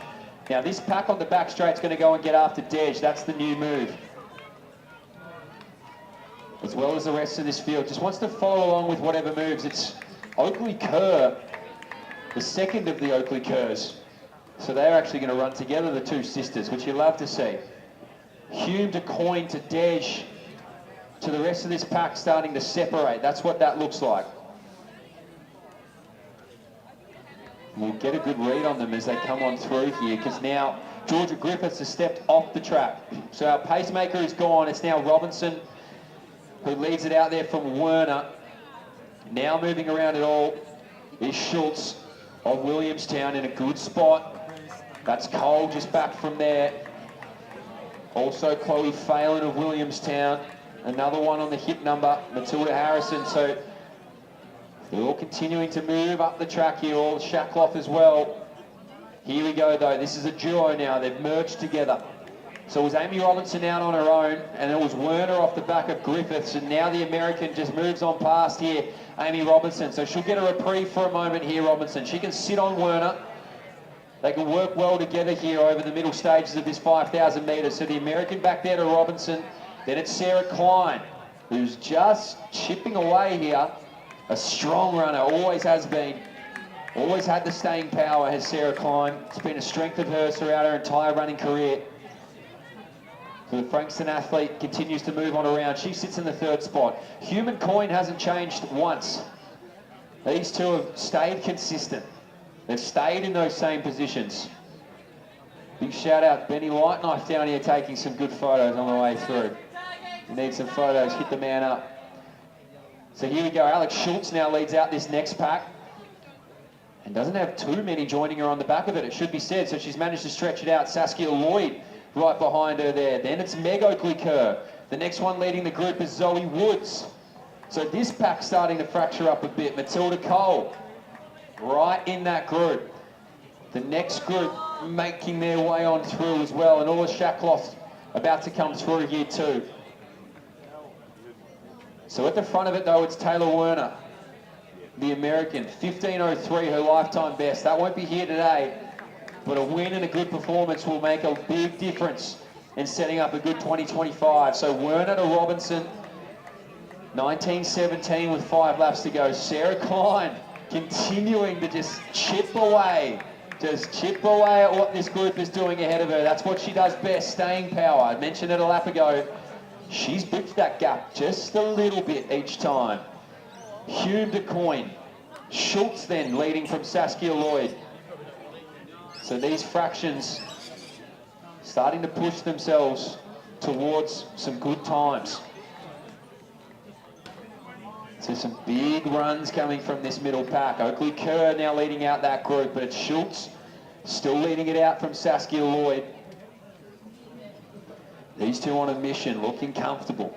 Oakley-Kerr, we've mentioned a few times, then to Zoe Woods. The one behind them there is Blaney, and then it goes to Jenna Schultz. Next one through was Kiara Sullivan, then Matilda Cole, then Steph Condigonis. The rest continue to impress. Amelia Morton as well. But here's Taylor Werner back into the home stretch. Amy Robinson in second place behind her, but Werner, the American, starting to get the best of this field. So bided her time well behind Georgia Griffiths. Robinson was strong. Sarah Klein continues to push. So Sarah Klein in this third spot, definitely one to watch over the closing stages of this 5K. Just remember that as we get to the later stages. Werner though from Robinson to Klein, to Hume, to Coin. Very familiar sort of sentence. Then to Schultz, who's got a bit of a gap now on Saskia Lloyd behind her. A good group of 4 led by Oakley-Kerr. He's starting to push. Matilda Cole behind them, leading out another group behind her. So it really is a game of cat and mouse at the moment. Back straight though, Werner. Still out there from Robinson, who has a very good kick on her, Amy Robinson. She's a mile champion for a reason. She steps into this 5K now. Alex Schultz continuing to impress from Saskia Lloyd. Oakley-Kerr now gets a reprieve from Zoe Woods. Blaney doing a good job on that outside, so too is Schultz. Then it's Cole, Condingonis, and then Sullivan. Next one up there is Lee. Moving through here is Dedge, then another of the Oakley-Kerrs. Then Chloe Phelan, the next one up there is Matilda Harrison. So here's your race leader. This is Werner. Back to Robinson. Back to Klein, who is just continuing here. So it's Werner, Robinson, Klein. 1, 2, 3. 3 laps remaining now for these women. So Werner doing a good job there. It's hard to run out in front on your own like that. Hume now takes a quick look around the shoulder to see that Coin's still there. She is.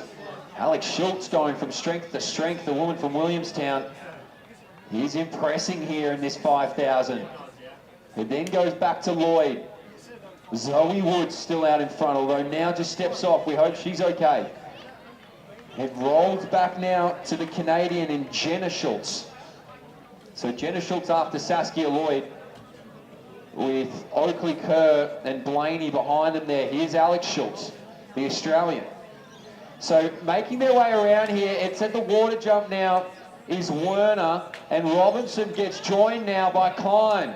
So Klein continues to move. So Klein just around Robinson now. We'll see whether or not there's a response from Amy Robinson, but Sarah Klein has bridged the gap of about 70 odd metres back there and continues to move. Werner, the American, looks strong. She makes her way around some of the rest of this field. She'll have 800 metres to go when she comes down here to the start-finish line. So there's Werner. Here's Klein. Then it goes back to Robinson. 1, 2, 3. The 2 and the 3 have now changed. Werner, the American, from Klein to Robinson.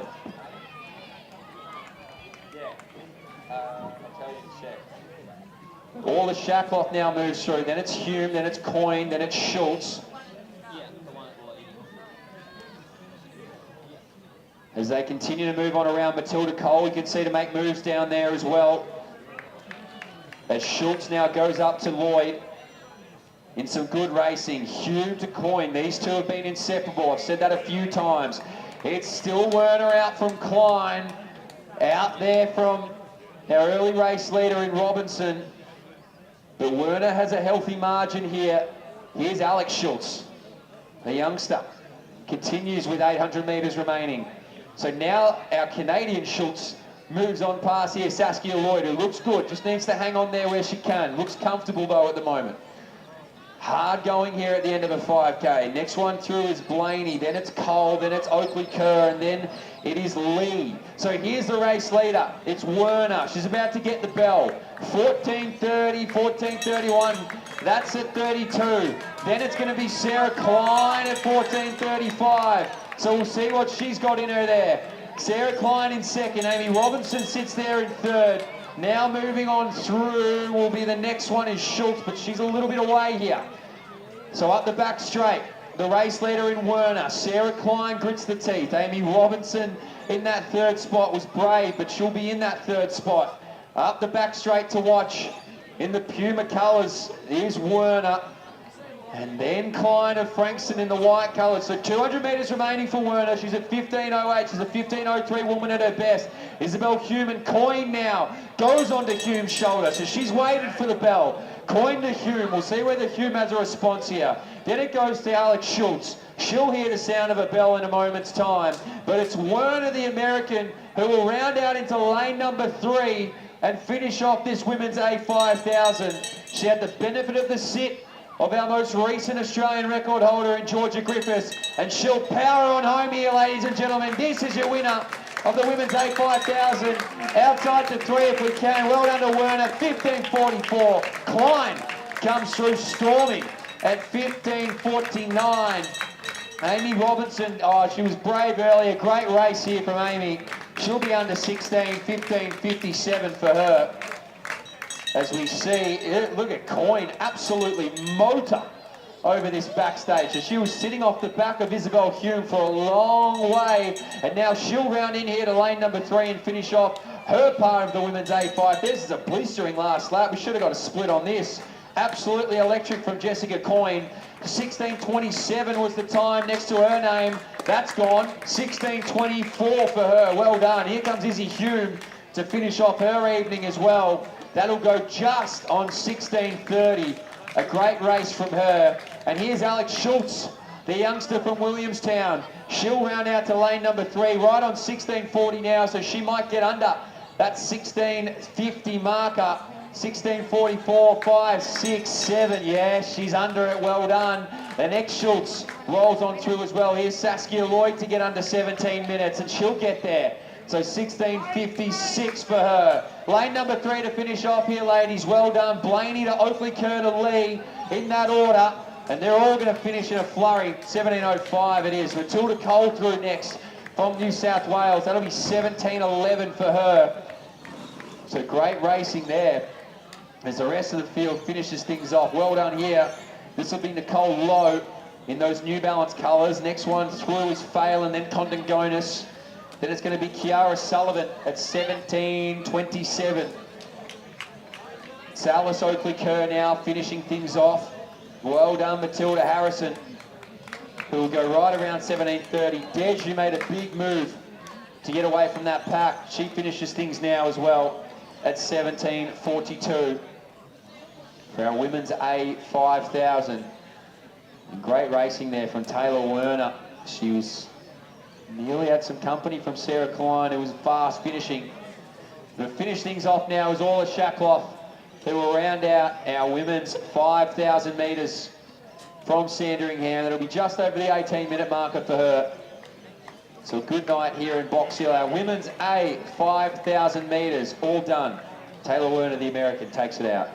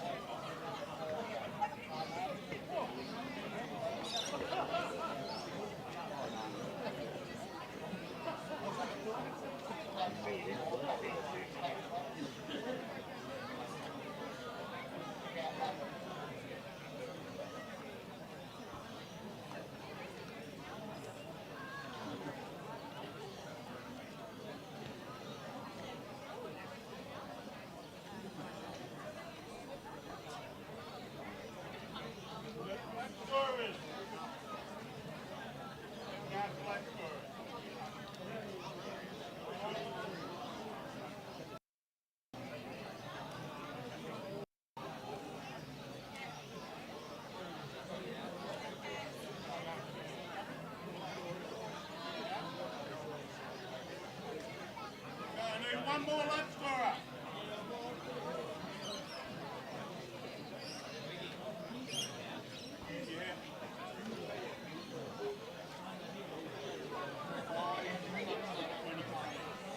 I need one more lap scorer.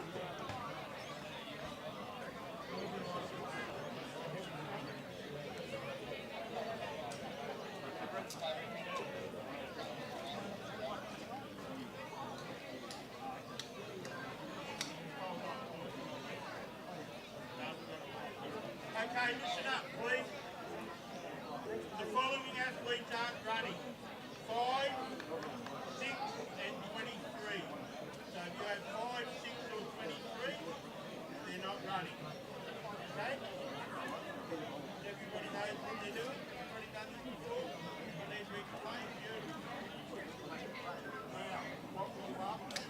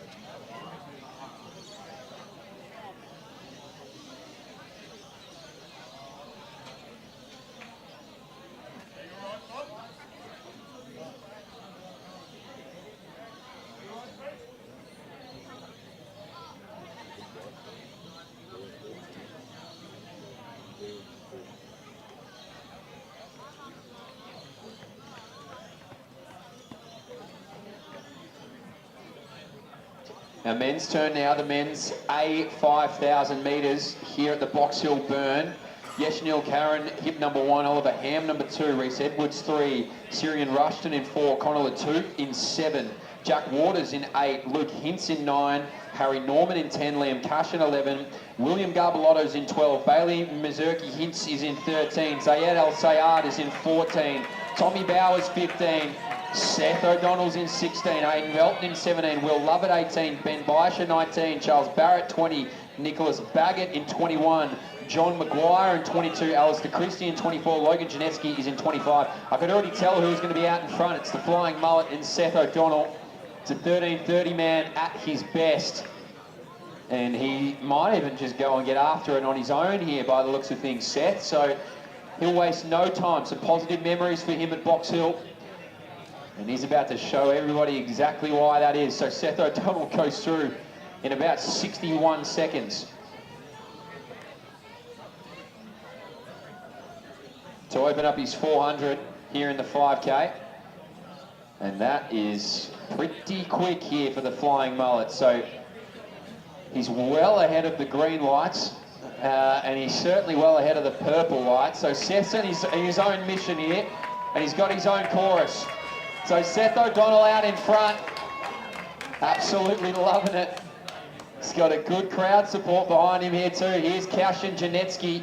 Then the next one there is Harry Norman. Liam Adams doing some pace work here for Barrett, the 3-time Olympian, out in front of this chasing group. So not bad company to be paced through here for these gentlemen. Good to see Liam back on the track. Seth O'Donnell, though, he's a mile ahead. He is a good 70 metres ahead, and we'll get him through 800 here, Seth. He's at 64.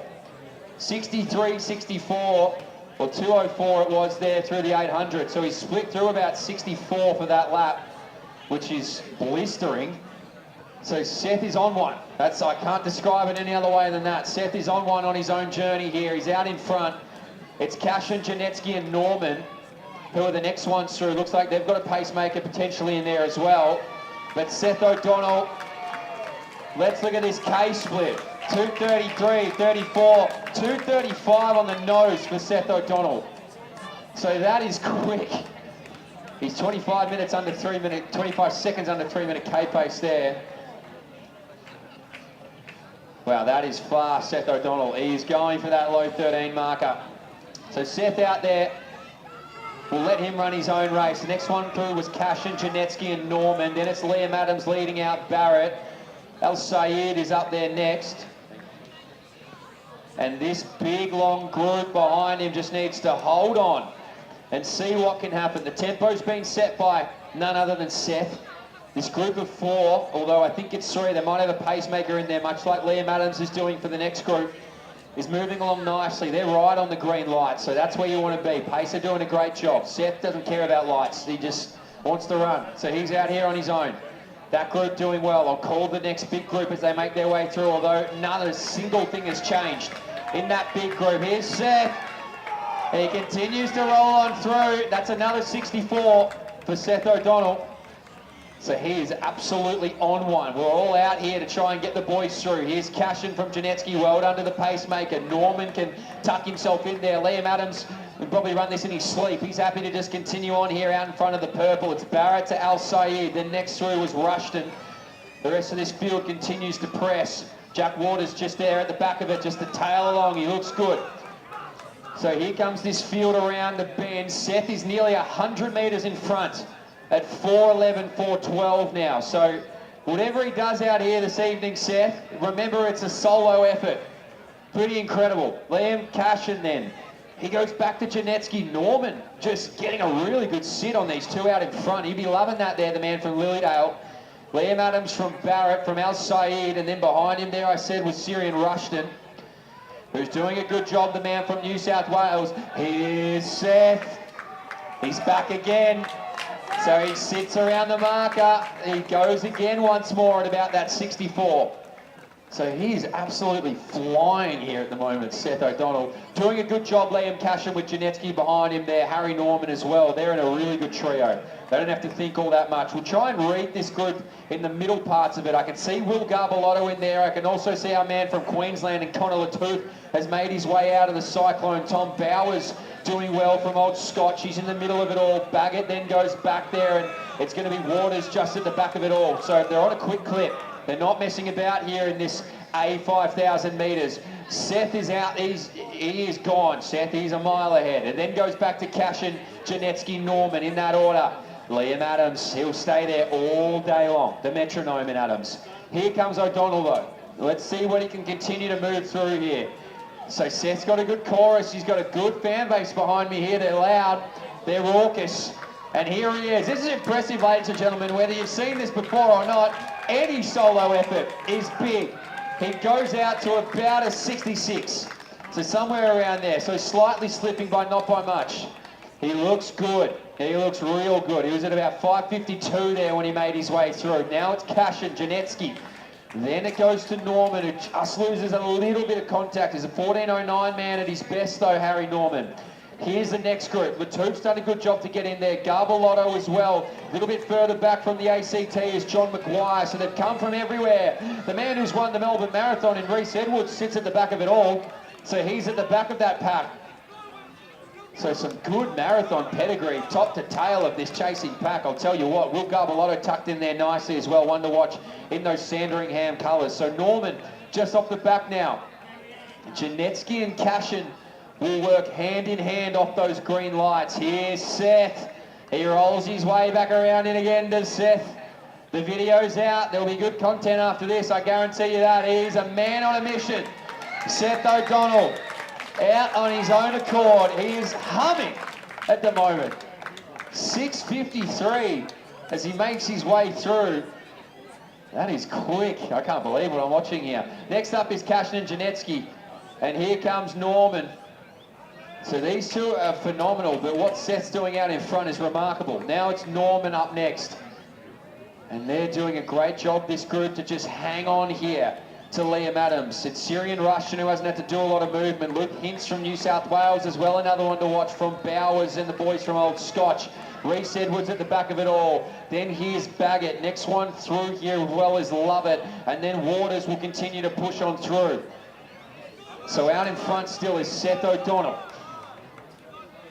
And I'm not amazed by how fast Seth's running because he's an absolute junkyard dog when it comes to running. He's as tough as they come in Seth O'Donnell. It's just incredible to watch him do this solo. Here he comes again. Big Seth continues to move on through. And that's about a 65, maybe even just under. So he's back around that marker, Seth. The mullet is looking incredible. I don't know if someone did that before, but that is just sensational. Here we go. Liam Cashin, nose to the grindstone, waiting for Janetsky. He's happy to sit on the back though, is Logie. He's doing a good job at it. Good rhythm from these two. Harry Norman have some company shortly from Liam Adams and co. There's a train coming, Harry. It's about to be one more carriage added towards it. Moving through well there, Aidan Velton. One to watch who's come out of the pack. Here's a separation. The man from the ACT is going to be the last one on the end of the Liam Adams train. Continuing to move through there though is Mercy Hintz, and now it's going to be Baggett. On his shoulder is Lovett, and then Waters in that order. So they continue to press on through. That's a good group there. You can see it fracture slightly, but everybody's trying to jump back on. Liam Adams would have told him the pace and said, stick, fat, stick to it. I'll lead you through. Here's Seth. Continues to go again. He's living around that marker. He doesn't deviate a lot here, Seth. And he'll start to feel it. He's got 4 laps just under now remaining here for his 5,000. And this is the crunch time. This is the real hard elements now of the 5,000 metres. Cashin doing a good job to continue the tempo here from Janetsky.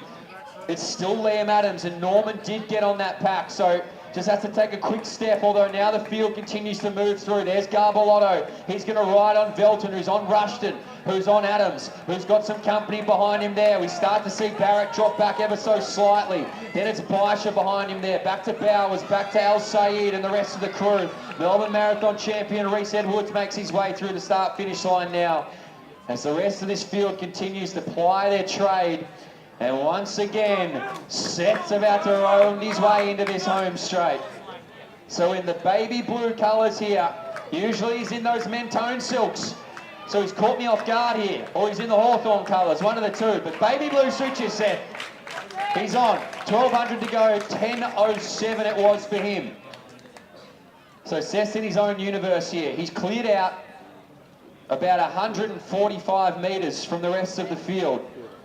It's then going out to Cashin, and these two have not moved whatsoever. He's happy to just sit off the back here. Is Logan Janetsky. There'll be some movement though. Tyrion Rushton now. Liam Adams has stepped off. He said it's time for the boys to be men. It's time for you guys to start to move through. Rushton now tapped with the job from Velton, from Garbalotto, from our man from New South Wales in Hints. Then it goes back to Latouf. One more to Maguire. And doing a good job of it is Baisha. Then to Barrett, then to Bowers. Our man here from Brooks and Alistair Christie moving along nicely too. Al Sayed there gets around Norman, who was brave. Here's Reese. Continues to push, and here's Seth. He's back in the home straight. So he's going to round around with just about 800 to go here. Is Seth O'Donnell. What can he run? Out on his own, Seth. You've got the crowd. 11-12. 11-12, remember that, with 800 metres to go. Seth's out doing his thing. Now we see Janetsky move on past Cashin, although doesn't really make a separation. Cashin happy to latch himself back on. The group behind him now, consisting of about 6 or 7 athletes, is moving along well. They really are giving themselves every opportunity to run fast here. They're going to let Rushton leave it out from Velton, and then Baisha is on the back of it all. And now he goes again, Cashin. So he didn't like it sitting back. He's going to move right on past Janetsky here, who's happy to hang, see what he can do. Seth up the back. This is second and third, by the way, 200 metres behind Seth O'Donnell. Now the next one through there is Rushton. Good group of mixed states in there. There's not a lot of Victorians in that group. Here's Bowers, here's Christie, here's Barrett. Next one through is Ham from New South Wales. Al Sayed is now through. Here is our man Reese Edwards. Seth's in the home straight for his second last time. So here we go, ladies and gentlemen. Let's rev him up. Get him going. 12, 15, 16, 17 for Seth O'Donnell. What can he run? 12-17 we saw there when he came through with 400 metres to go. Anything around that is going to be remarkable. He's rolled in with a 13:30 next to his name. And Seth O'Donnell up the back straight is a man possessed. And in the second spot here is Liam Cashin out from Janetsky. And here's Garbalotto, who's going to lead through the next group. So they're in pursuit now. They start to ramp it up. But I cannot watch anything other than the man in the baby blue right now. Cashin at the bell. 12:50 for Seth O'Donnell. So can he roll through in a 30-second lap? That's what we want to see. I reckon he wants to be in the teens, does Seth. This group now starts to fly. Garbalotto's going to bring through Velton to try and get onto Janetsky. But 100 metres to go here for Seth. He's at 13:08. He's going to be in the 20s here, Seth. What a performance. This is from Seth O'Donnell. The man from Mentone has stepped on the box hill and done something amazing. 13:22, all on his lonesome for Seth O'Donnell. That is incredible. So well done to Seth. 13:22, unofficially. Incredible. So well done to Seth there. Next up here is Liam Cashin, who continues to push. Well done to Liam. Aiden Velton coming out of the ground to go and get after Cashin. Lane number 3, lads. Lane number 3 where you can. Here's Cashin through, 53. Velton under, Garbalotto under. Let's see who else we can get under. Rushton on. Oh, they're all on. 14 minutes right there. Next up, Janetsky 14:03. Well done here to Baisha at 14:07. We'll have to wait for that officially. I'm not going to call through anybody sub 14. If they're right on it there, that would be cool. But some great finishes here. Big finishes down the straight from Bowers. Lane 3 where we can here for Karan. He'll finish through there anyway. Here comes Christie. Well done to the rest of the field. Al Sayed. Here's Edwards. He has a time in mind and he'll get there. 14:31 it is for him. So well done to the lads. Here's Baggett rolling through. He'll go under 14:40 there for him. And here's Norman. to finish off his evening. He was brave early in this 5K. He rolled with that early tempo. And there's a lot to be proud of there. So well done to Harry. He'll round it out. He'll be just on the 15-minute marker for him. So well done. And next one through is Jack Waters. He will finish off his day. He'll be just outside the 15. But a good performance here in the A5000. The 15.09 on the money there for him. But what a run from Seth to take out a 13.22 unofficially for the Mullet Man.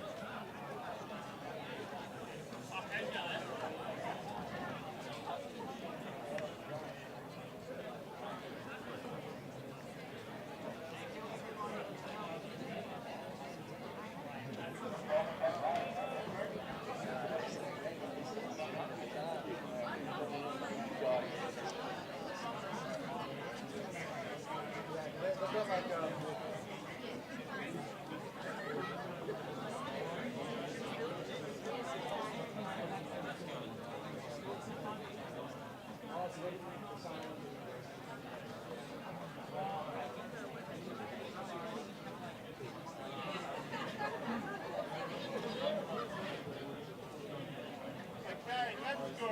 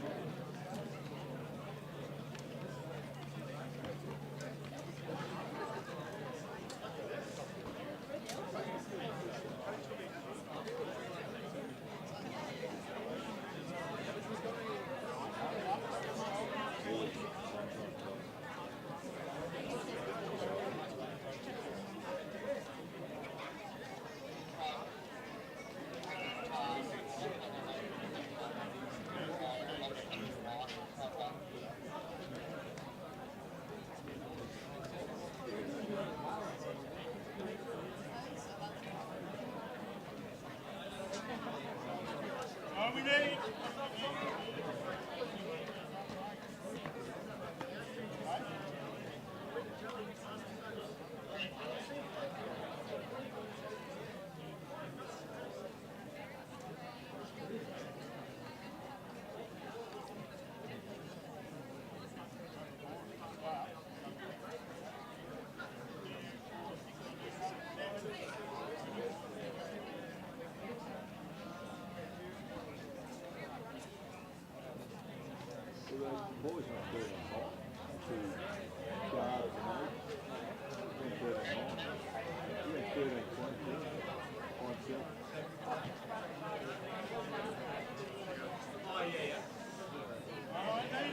Now the 5 left scorers. Need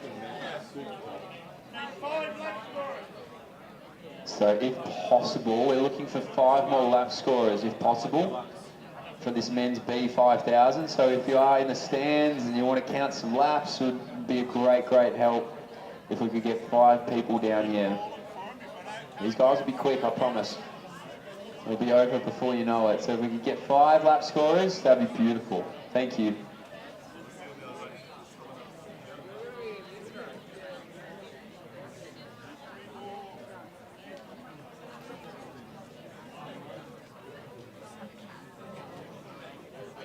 One more lap scorer.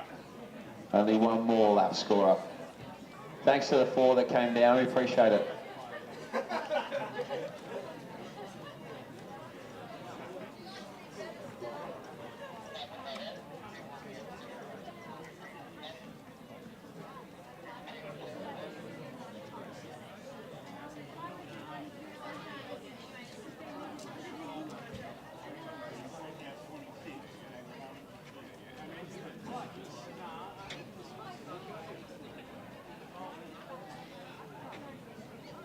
One more lap scorer.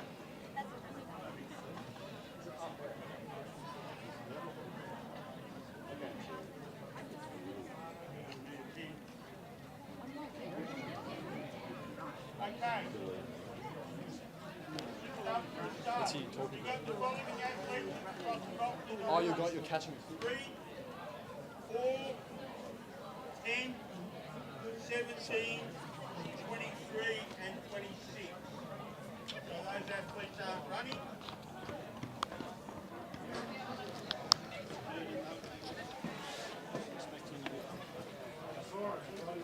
So is that other one active right now? Yeah.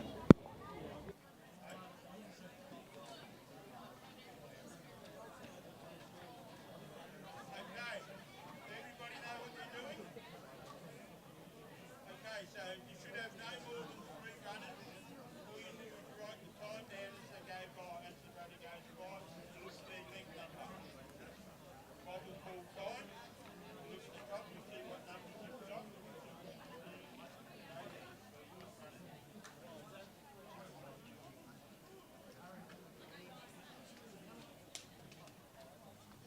Okay, everybody happy?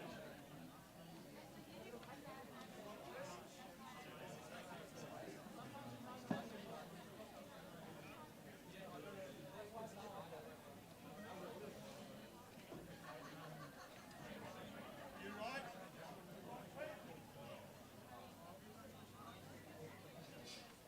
Okay.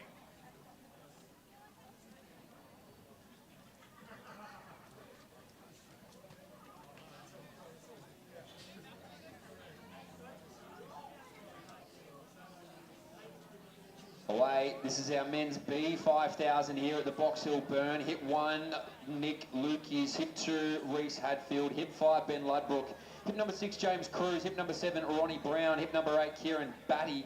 Hit number 9 is Matt Patton. Hit number 11 is Tim Bryant. Liam Coughlin's in 12. Kalen Goldsmith's in 13. Johnny Portswood is in 14. Joshua McLeod in 15. Liam Hanrahan in 16. Alec Fransky, apologies, in 18.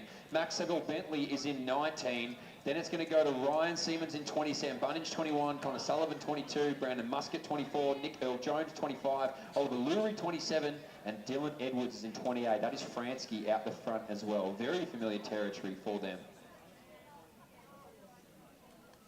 So the green light set for 14:20 pace, and the purple set for 14:50. So if you are watching on the inside of the track, that's what you're looking out for. Thank you very much to Pete there, who does all of our beautiful light work down here. Absolute magician.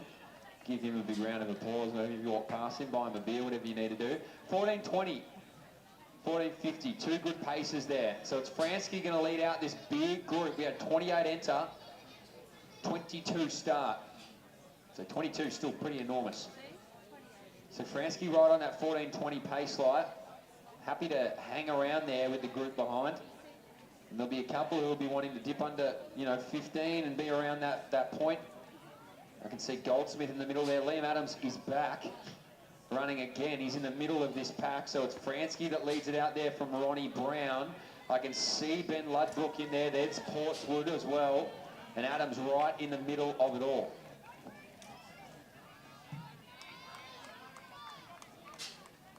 So if Aidan Velton's around as well, I think you might want to come down to the finish line because there is a little prize for you, Aidan. So if you are around Aidan Velton, we'd love to give you a prize down here, or Chris would love to give you a prize down here, the man in the white hat.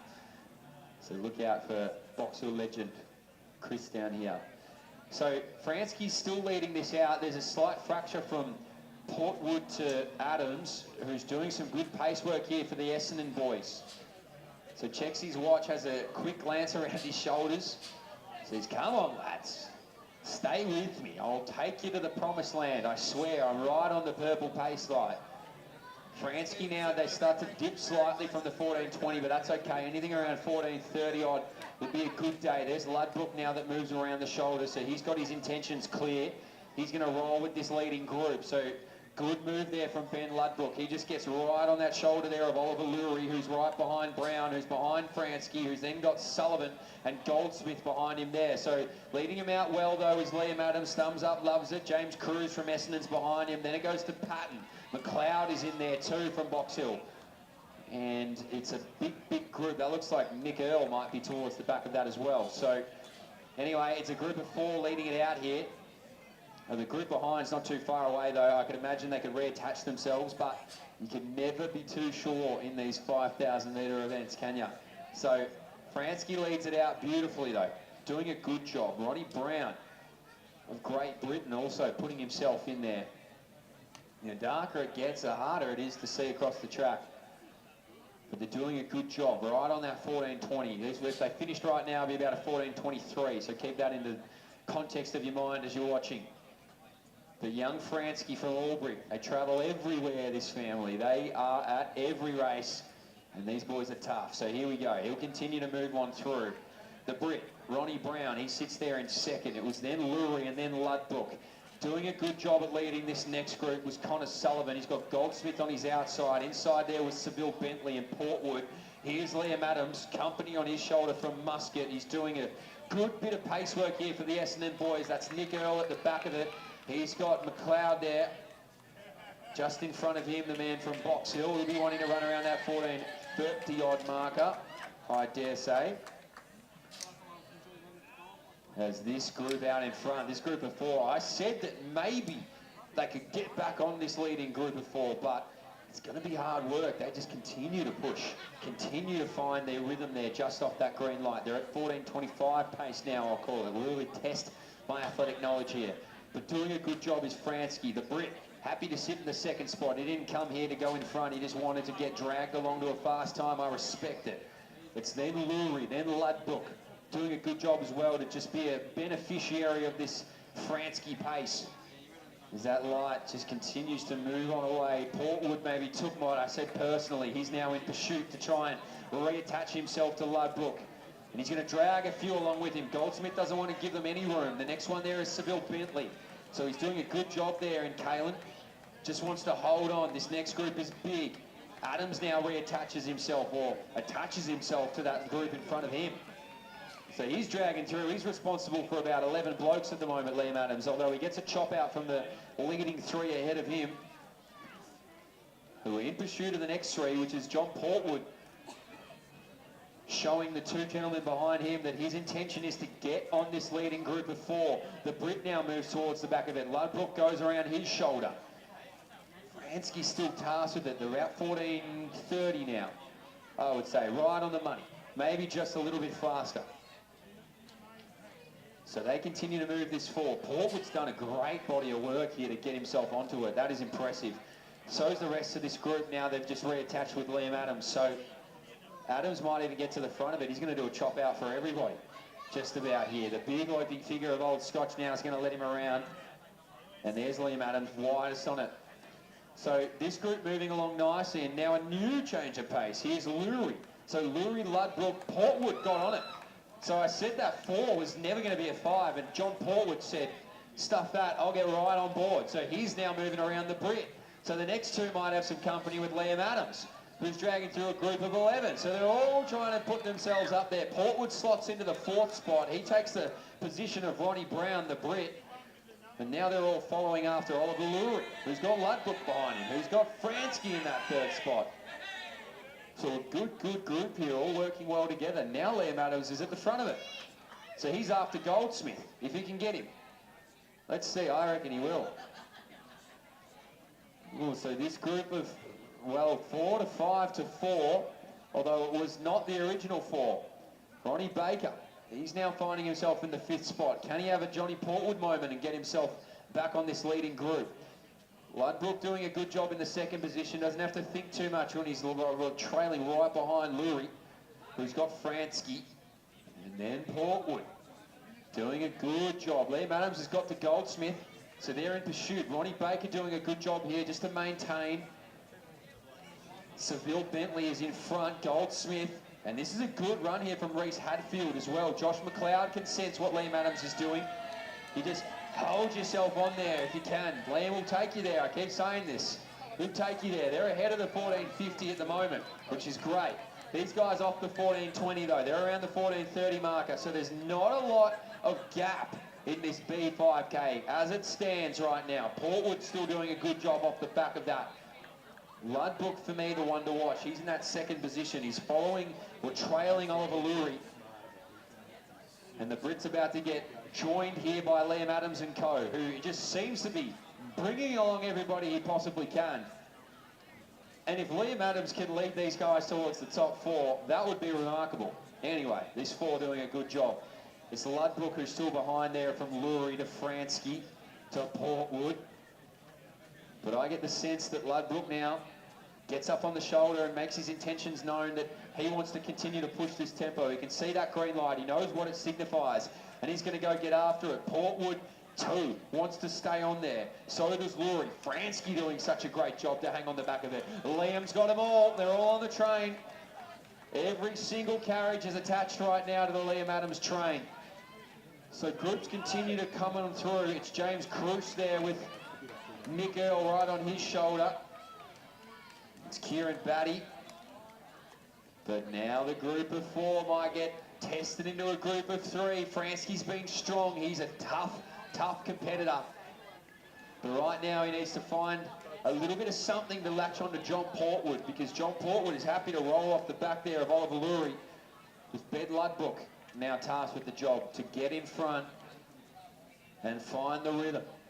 So this group of three, we'll call it four, Fransky right there. The next man up is Liam Adams and co. I don't know when he's going to step off, but he seems pretty comfortable. So Ludbrook out in front in this men's B 5,000 metres. We're 9 minutes 45 into it. They're up this front straight. Fourth last time we'll see them down here. So Ludbrook to Lurie to Portwood. Then it's to Fransky, who's tough. He's just hanging in there. Next up here is Adams. Then it goes to Hadfield, McLeod, Goldsmith. Next following through there is Muscat. Then it goes back to Matty Patton. And the rest of the group continues to push. Here we go now there. It's Nick Earl Jones. Behind him, Liam Hammerham. And the rest of this crew.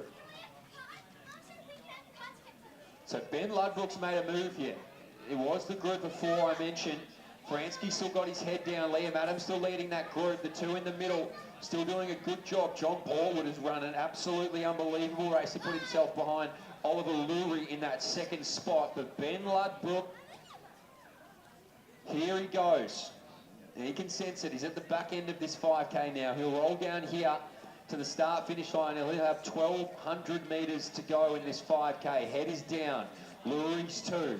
Next up, Portwood, Fransky might have company with Liam Adams and co. McLeod one to watch. Patton now slots himself right behind Liam Adams, so he can sense what's happening here. Purple light represents 14.50. Don't forget that. Adams doing a good job there. Patton to McLeod. Next up is Goldsmith, who wants to get on the inside. A little bit of argy-bargy there to Muscat, but holds his spot. Now Goldsmith gets through. Muscat then moves back slightly. You've got a good mix of statespeople in there. It's Hadfield who rolls through at the back of this group. But out in front, Ludbrook's made a big move. He's looking very strong. He just needs to keep his head down here and keep this tempo going. He's about to get to 4K, and he'll be on 11.42. So Ludbrook doing a good job here. Next one through Lurie and Portwood. They've seemed to have created an affinity with one another. They're happy to roll on through. Liam Adams has stepped off. So he's done his job. They're now after Fransky, this pack, which is headed by Matt Patton. And then McLeod behind him there. Goldsmith still in and amongst it. But Ludbrook is out in front now, and he could sense it in the group that he needed to make a move, and he's made a big one. So Ludbrook is out. He's got 800 metres to go. then to Lurie, to Portwood, then it goes to Fransky. Now he's going to have Patton and McLeod join him. Also Sam Bunnage, then Goldsmith. Then next one is Dylan Edwards.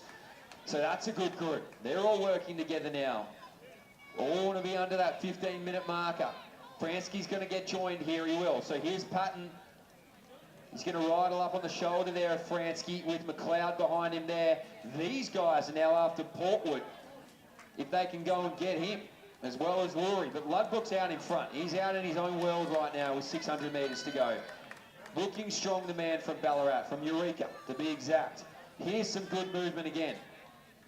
This field continues to take shape, and they've all just got to try and hold on here. So Ludbrook still leads it out there. Lurie now. Portwood sits in the third spot. Some big movers here from Mentone are going to go and get after this group out in front. So that group is shaken up big time. Patton now got McLeod breathing down his neck. But Lurie and Portwood might have some company here in a moment. Ludbrook strong. This is Bell Lap now. 400 metres to go in the B5000. There's Lurie, there's Portwood. Next one through is Bunnage, Patton, McLeod. Rolling through there is Dylan Edwards, Goldsmith, Fransky. Then it goes back to the man from the ACT and Siemens. So that's 13:40 odd on the clock now, all around that marker. Out in front, Ludbrook. Then it's going back to Lurie. Now they've got company. Bunnage moves his way around Portwood there, so he finds himself fourth. Back there to Patton, to McLeod. Rolls further back there to Edwards. But out in front, it's still Ludbrook, Lurie, Bunnage. That's 1, 2, 3. They can be the only ones to win this one. Portwood's been strong, but Ludbrook puts his head down with 200 to go. Lurie did a lot of the work early, and it hasn't been Sam Bunnage's moment in this 5K until right now. So Bunnage behind Lurie, who starts to launch after Ben Ludbrook here. The man puts his head down, out to lane number 3 to finish. Lurie's got a little bit left in him here. Ludbrook puts his head down to try and get after it, but Lurie has saved it all for the end, and he storms home as the winner. Out here, takes it in 14:37. Ludbrook to Bunnage to Portwood. Next one up here, Patton, and then McLeod 14:43. Continuing to roll on there is Siemens. Then Fransky, who was brave at 14:47. Goldsmith back to Dylan Edwards. And the rest of this field makes their way through. Under 15, yes. Brandon Muscat gets under there at 14:50 odd. Now through is Hadfield. Great racing here from these gentlemen. Seville Bentley just finishes there in front of Tim Bryant. Nick Earl finishes off now. Next one there is James Cruz. Gets him on the line though, Connor Sullivan.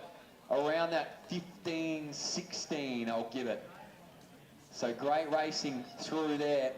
Kieran Batty as well, 15:26. 15:27 for him, unofficially, of course. As our men's B5000 comes around to wrap things up here at the Box Hill Burn.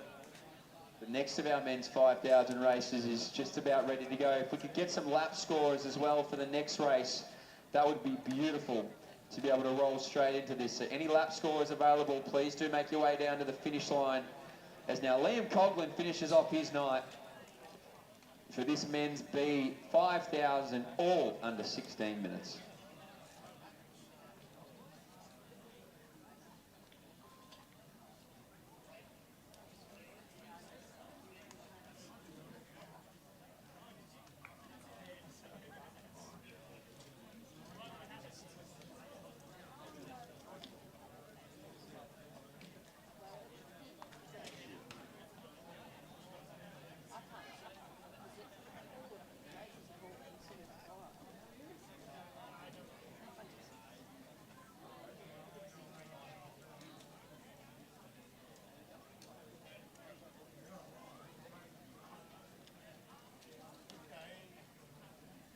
So again, just any lap scores if they can make their way down to the finish line. That would be greatly appreciated.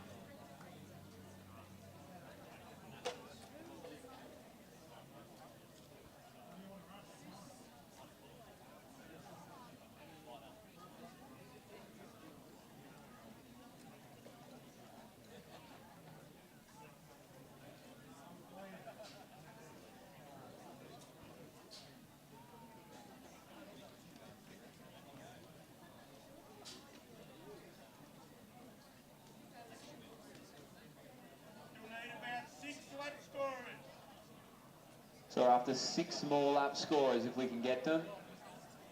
6 more lap scorers, please and thank you.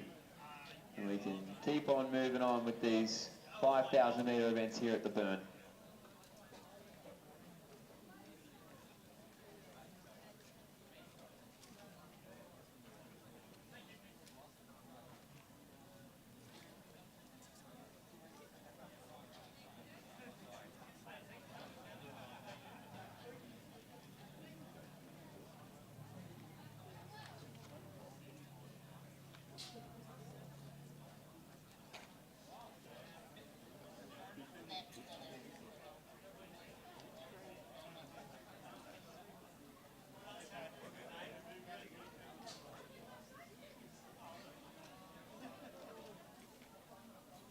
Okay, if anybody has 15 or 22, cross them off, they're not starting.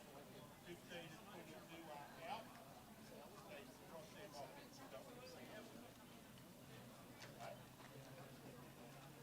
Okay, everybody know how this works? Yep, nobody.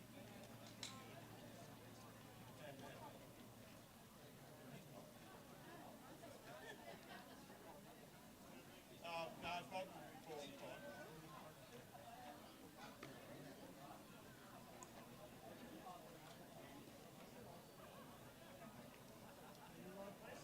You right, Bob? There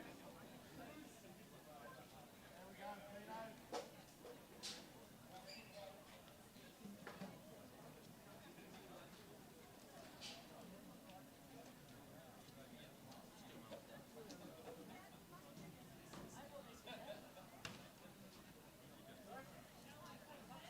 All right, we go again. You wouldn't believe it. It's the C 5,000 now. Let me read these out to you because there's 25 guys in here.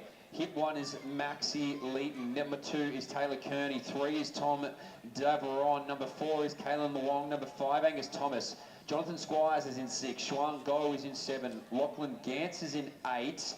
Joshua Carlin's 9, AJ Merry 10, Simon Blythe 11, Nathaniel Ecker is in 12, Matthew Vinor is in 13, Sebastian Havens is in 14, Kazadi Kadima is in 16, Anthony Alucio is in 17, Eric Yader is in 18, Colin Fitzgerald is in 19, Jackson Wright 20, Jonathan Neathling in 21, Nathan Munro 23, Jack Lana 24, Fabiano Aguiar is in 25, Kate Hutchinson 26, and Luke Nicholson is in 27. That's right, 25 gentlemen here in this men's C 5,000. And right now they're all going to live around that green pace light, which we love. You won't believe it, but Liam Adams is back. And he's back at the front of this race with a 71. So a sub 15-minute pace here for Liam Adams as he leads out this group. That's Jonty Neathling, I can see, sitting in that 3rd position. A long loping stride from Essendon, hard to miss. The rest of this group now just sorting themselves out. It'll take a K or 2 to find that spot, to find that comfortable position. It looks like Michael Marantelli as well, AFL boundary umpire, is going to roll alongside. So there we go, Liam's already, he's barking the instructions. He says, just stay with me, boys, stay with me, he says. Jonty Neathling right behind him there. This whole field is going to stay attached. So they're all going to roll around there pretty comfortably. Liam Adams, as I said, is at the front of it. Big move from the middle of the pack. Someone wants to get themselves up there. Michael Marantelli, as I said, is on that outside shoulder. Must be pacemaking. Can't see him on this list. Luong there in the 4th spot, but Neathling, the beneficiary of the sit. So they'll roll through 800. They went through in 71. So on the nose of 222, he's right around there. 223, we'll call it. So pretty consistent from the metronome out in front. He's going to drag these guys under 15 minutes where he can. Every time on this piece of paper in front of me is over the 15 minutes, except for Jonty Neathling's 14:59. So they all live around that marker. So right now they're all in personal best territory. As they make their way down to the K, give them a perfect indication of where they're at. That's Neathling. Then it goes to Squire. Outside is Letton. In a good spot too is Taylor Kearney. 2:59, 3 minutes through the clock. So 14.55 pace at the moment for these guys out in front, and around 15 to 15.05 pace for the rest of the field. So moving through well. Two class athletes out in front. Just bringing them on through, which we love to see. Only a slight fracture really. There's about a 20-metre gap from 5 of our athletes to the rest of the field. So they've all stayed pretty close together over 1200. So just ahead of the green pacing lights, beautifully done in this C5000 here at the Box Hill Burn. For those here, I hope you had a beautiful night. For those watching wherever you are on YouTube, hope you've enjoyed the stream. We've still got an hour of racing here at Box Hill. So Liam Adams, Michael Marantelli, Jonty Neathling, that hasn't changed. Maxi Letton as well is still right in there. Ueka just off the back of that pacing. Then it goes to Nicholson from Old Scotch. Venor there in the Eastern Track Club colours. Cade Hutchinson as well of Bendigo Uni's putting himself in a good position. Leading out the chase group is Fitzgerald, who's doing a good job as well. So all doing a good job, all staying around where they want to be. There's some good eyes on some promising young juniors in this C5000. Some hunting the first time, going under 15 minutes if they can get there. So good rhythm, good pace, a little bit more broken up now. There's some cracks forming in this group. Fanor doing a good job to stay on it though. He's in that black singlet. He's got the 2 pink stripes going around his torso. That's Matty Venor. He's just on with this group around that 15-minute just under marker. Luong doing a good job as well from Box Hill. Ueka just out the back of it all. Now right here, lads, is where we want to be. So Jonty Neathling is there. The man who hasn't moved either is Squire. Then from Singapore, it's Sean Go. Luong inside of him, and then Letton, and then Venor, and then at the back of that group is Josh Carlin of Box Hill. So good movement here. Nathan Munro as well through. Hip number, bid number gone. It's all flying off everywhere. Here comes the wind at Box Hill. Swirling now, can't quite read where that headwind's going to be, but the best place to sit is in the middle of it all where you don't have to worry about it. And right now it's actually Singapore's Sean Go who finds himself in that box seat. Maybe Venor wants to put himself in it too. Second group's doing a good job at keeping that first group at bay. That gap hasn't opened up all that much, although it's now starting to ramp up. They're creeping slightly further ahead. The tempo is starting to lift ever so slightly from our 2 pacemakers out in front.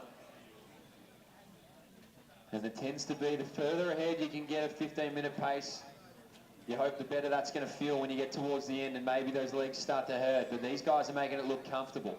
Jonty hasn't moved once there, Neathling. Right behind him, Kalen Luong as well from Box Hill. Has not moved. Rolling through there was Luke Nicholson, who looks comfortable. Leading the next one is Blight. He's got a crew behind him here too.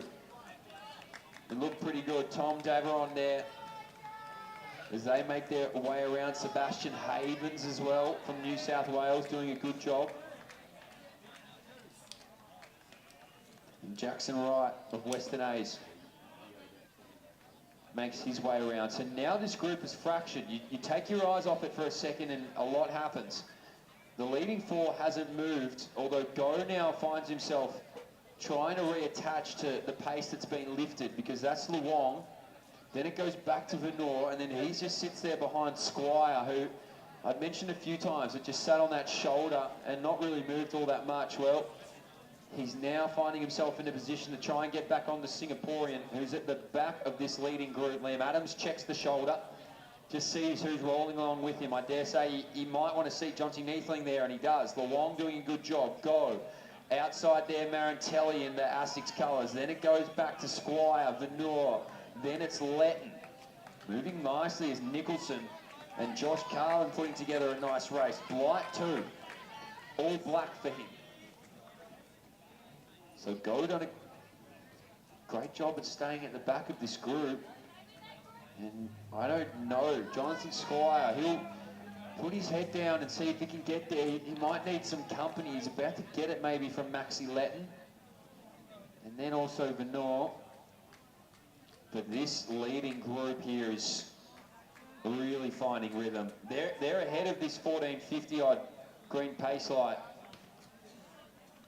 Putting themselves in a position to, at least for a few, maybe run under that 15-minute marker for the first time. Sub 3-minute K pace always sounds much better being 14:59 than 15:01.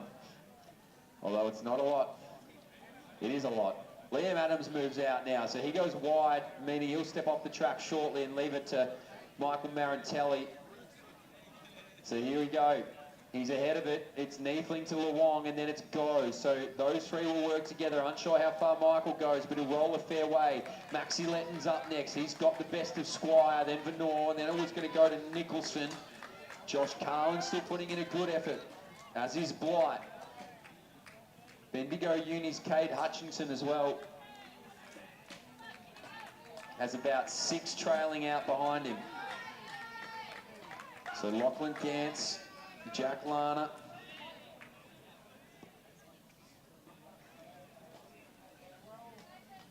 All continue to move on through here.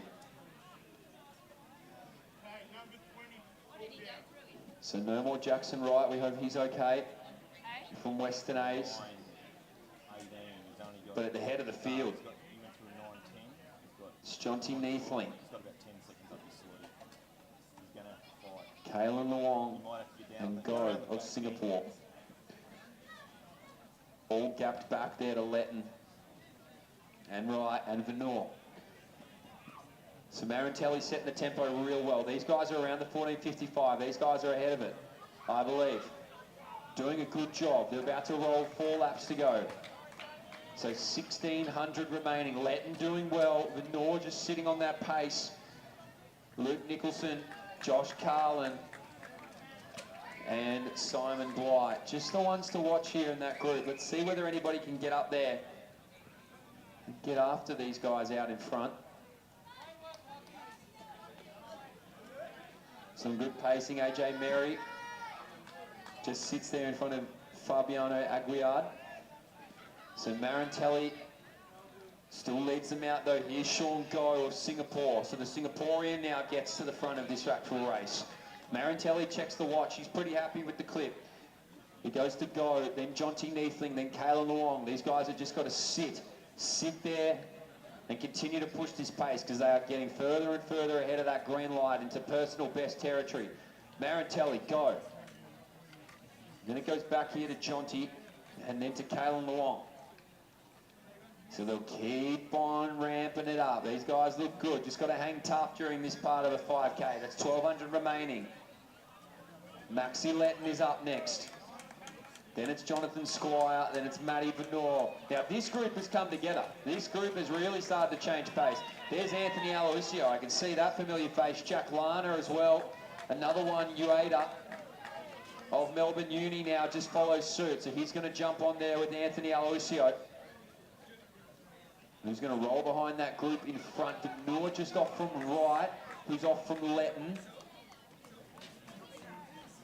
And now that's Luong, who's off the back now, Go, who's made a big move. He's really put his foot down. He's got Jonty Neefling behind him there. These guys will round around with 800 metres to go. This is the real crunch time of this 5K. So Marantelli's now off the track. He's done his job. The 2 pacemakers have teed this up to perfection. It's now Sean Go of Singapore in front of the youngster, the 16-year-old in Jonty Neefling. He sits there in the 2nd spot. Looks good though. Kalen Luong doing a great job there in 3rd as well. Just got to hang around here. So Go to Neefling, to Luong. Then it goes back to Letton. Now Venor just gets over the top here of Jonathan Squire, who's gritting his teeth and giving it everything he's got. Neefling now reattaches himself to Go, who's seeing what he can do here.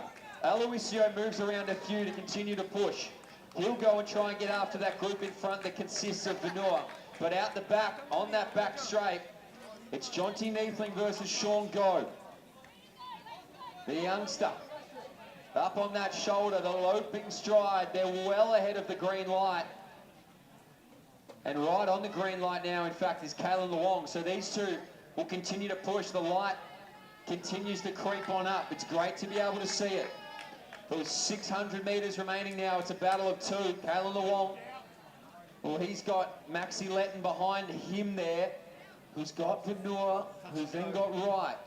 He's going to have to fly. But here we go, our race leaders, ladies and gentlemen. They're in the home straight for the second last time. And here he goes, Jonty Neethling. So he moves around Go, the Singaporean. And now the youngster, the 16-year-old, is going to take on the wind with 400 metres to go. 13:42 on the clock. And see what he can do. Can he get under that 15-minute marker? He's going to give himself every opportunity. He moves past Go. He now gets to Maxi Letton, goes through. Then Vanua. These guys need a 68, 67 to get through. Launching through there is Jack Lana. They're going to have to run about a 62, 63. But Jonty Neethling up the back straight is putting in distance to the Singaporean. He's now in second firmly. It then goes back to Luong. Then he's going to have Maxi Letton coming after him. So too is Vanua. But these guys are out here. Jonty Neethling, 14:18 is on the clock for him right now, the 16-year-old. He continues to move on with 150 to go. He's getting faster and faster, let me tell you that. He is just winding up here, the kid from Essendon. And this is a great performance. So Jonty Neethling is out in front. He'll round out into lane number 3. And Jonty Neethling in this men's C5000 will take the crown and go under 15 minutes for the first time. Jonty Neethling of Essendon will take it. Big racing from him. 14:50. Next up here is Sean Go. Matty Vanua has flown out of the track for a sub-15. 14:57, 58:59, 15 on the nose for this group. Great racing. They continue to come through. Aloisio there, 15:06. Next through Jonathan Squire, then Simon Blight, and the rest of this pack. So all around that 15:17. Tom Daveron, 15:21, 22 odd for him. But impressive racing here. Wowee. We'll let the rest of this crew make their way on through.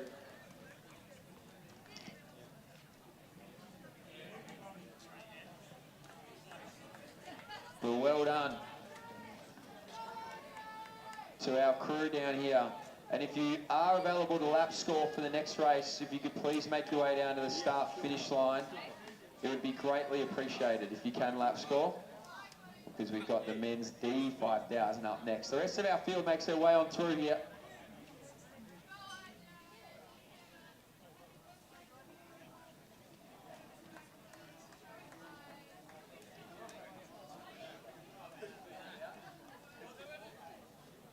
How are you, mate?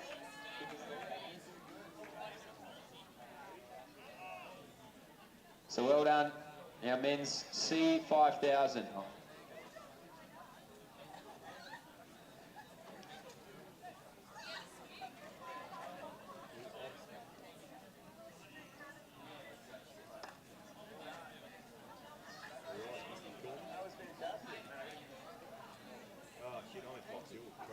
Oh, you take it.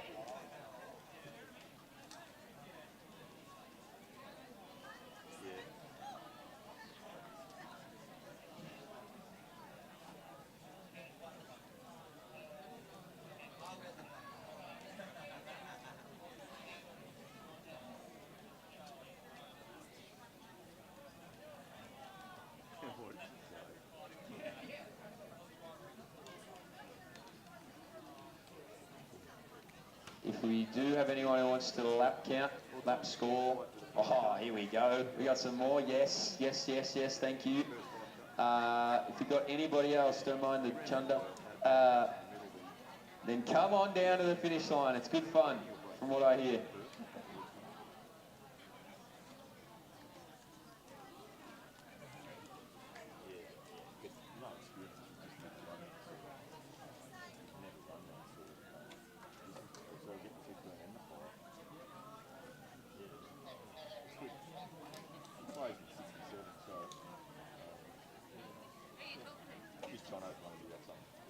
score tomorrow. Thanks, mate.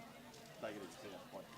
Did he give his food? He ate very late. I know. I'm surprised he ate that late. I was I surprised. cooked it early. I thought he was going to eat it like 5 o'clock. Okay. What are they? Is he trying to clean the track up? He's going to pour a bucket. Lucy, he needs to warm down really well.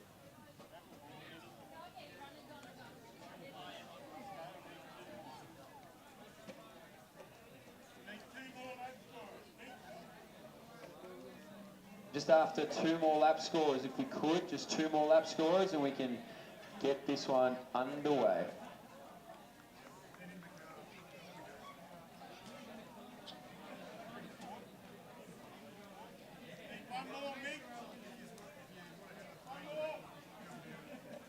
Lap score, if we got it, just 1 more.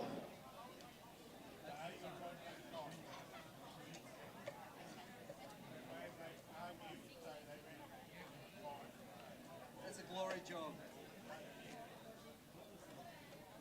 And I need 1 more lap score to start this race. So 1 more lap score, if we could please get it. Oh, no, we might have it. 1 more. Oh, we need it. So after just 1 more lap score, if we can, ladies and gentlemen, and we can get this race underway.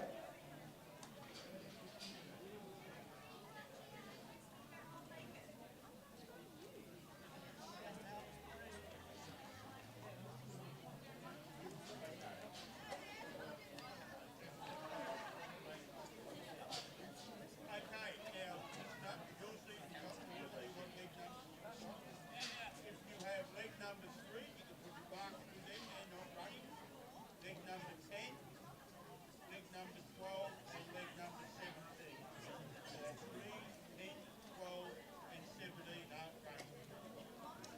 Okay? So what we do is, everybody know what you do? Okay, so you'll see what leg number you've got.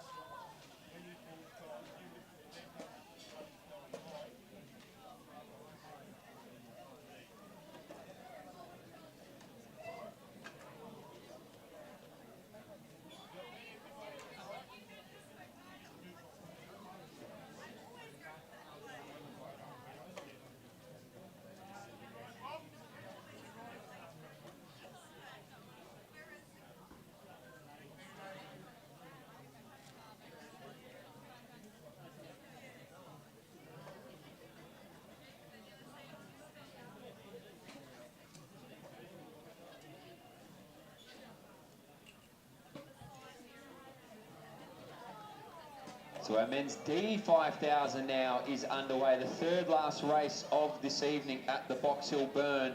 Sam Stagg's hip number 1, Corey Harrop is hip number 2, Tane Lang is number 4, Tom Harvey number 5, Samuel Maurer number 6, Andrew McIntosh number 7, Ash Hawkes number 8, Liam Stocky number 9, James Lee number 11, Alan Vernal 13, Lee Godecki number 14, Matthew Bergen is 15, Lachlan Munger is 16, Justin Wolseley is 18, Jasper Gay is 19, Liam Beecroft 20, Ethan Williams 21, Ryan Griffiths 22, Lee Martin 23, Matthew Sostarich is in 24, and Benjamin Hayes is in hip number 25. So there are 21 men in this field, including Michael Marantelli, who is back for some more pacemaking.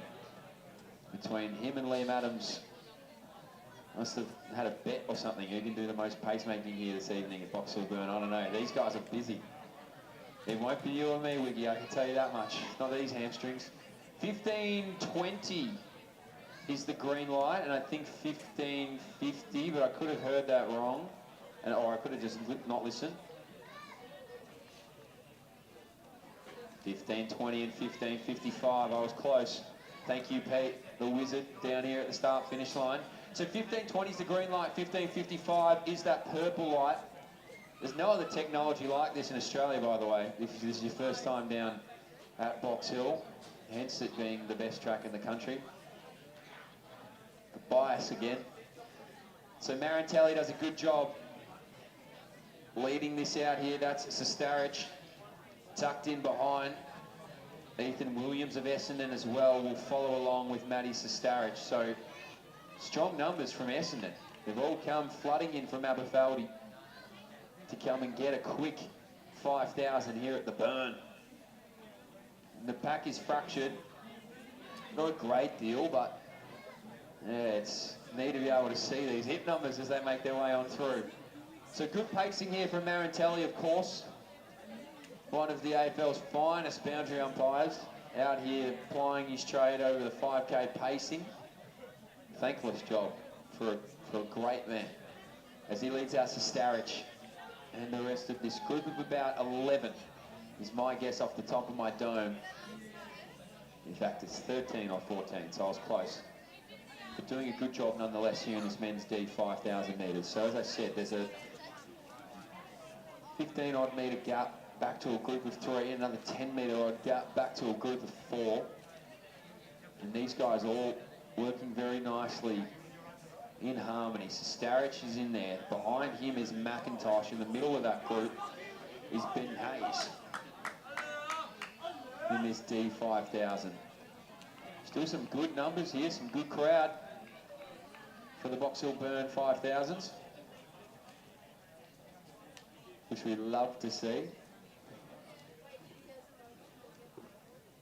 But it is Marantelli who leads it out. And I reckon he'll go to around 3K, is my guess. So Marantelli, I'm just going to just about call it Marantelli and Co. These guys all in perfect harmony, just about together. As they continue to push their case to a 15.25K. That's what that green light indicates. The purple light, 15.55. So let's see who we can see in and amongst this group, because it is thick. So that's a good move there from Sammy Stagg, who gets on that outside. Maurer as well, the youngster in Jasper Gay from Essendon. He's just right in the thick of this group. 4:20 on the clock, so they made their way through a reasonable amount of this 5K.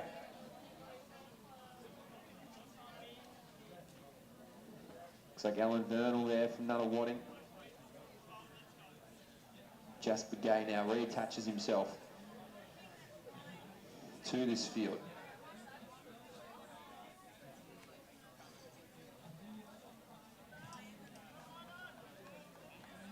So we'll get a read on a 4:51 as they make their way through. That's through 4 laps, I believe.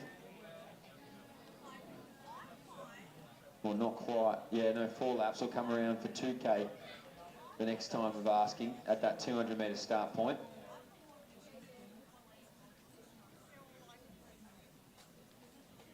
And these gentlemen doing a good job. There really hasn't been a deviation of pace or placings at all. They've all just managed to stay exactly where they've been from the beginning, roughly. Tane Lang doing a good job in there. A couple of our unattached athletes doing a good job in there. There's some good crowd support here for the D5000. So stays healthy, this front pack. Only Gay maybe we've lost from there, but he's putting in a good effort here, the youngster. He's doing a good job. He's just trailing 20 metres off it, but always a good experience to be able to learn to push that tempo on your own. He might find his way back onto this group just yet. You just wait. Marantelli's still doing a good job to lead them out. Maybe now we start to see a little bit of that pinch. And whenever I say pinch, I just mean that it's that moment in these sort of distance races where you make a decision of what's best for your body. Do you roll with a pace you might feel uncomfortable with, or do you pull back and see what happens at the later stages? Looks like most of these guys are going to commit.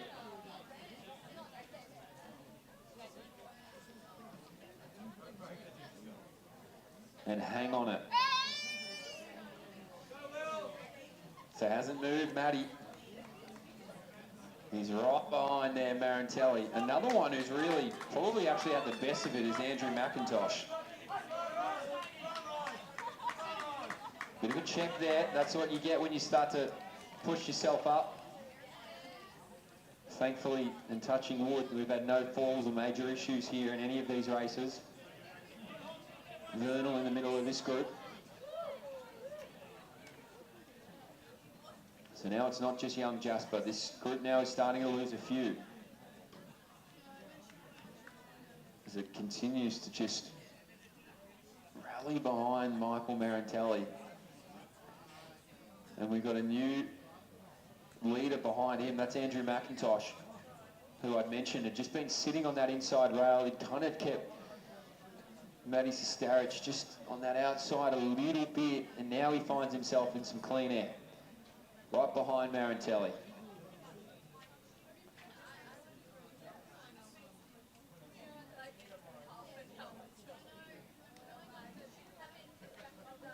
So you hear the sound of their feet as they make their way on through here. Lachlan Monga right on after them. Sam Stagg. Yeah, Stucky's looking good. He's got some good love here, Stucky. That's a good day to be Stucky, let me tell you. So, Stuckman's got some good support in the crowd. I reckon he's on for a good 5K in that case. But leading it out here, we've got to turn our attention to Andrew McIntosh, who is the leader. Unbelievably, Liam Adams still running. Thankfully, I'm warm down now. So Marantelli out there. No, I really like the work rate here of Andrew McIntosh. He's representing Collingwood, got the different kit on though. So we go to 8 minutes 50 now in this men's 5,000. This is the D5000. As I said, we had 21 guys enter into this. That group humming along at the back there too. That's around 15:55, don't forget. This is 15:20 on the light. And now it's stringing out once again. Ben Hayes now, sort of at the back of this leading group.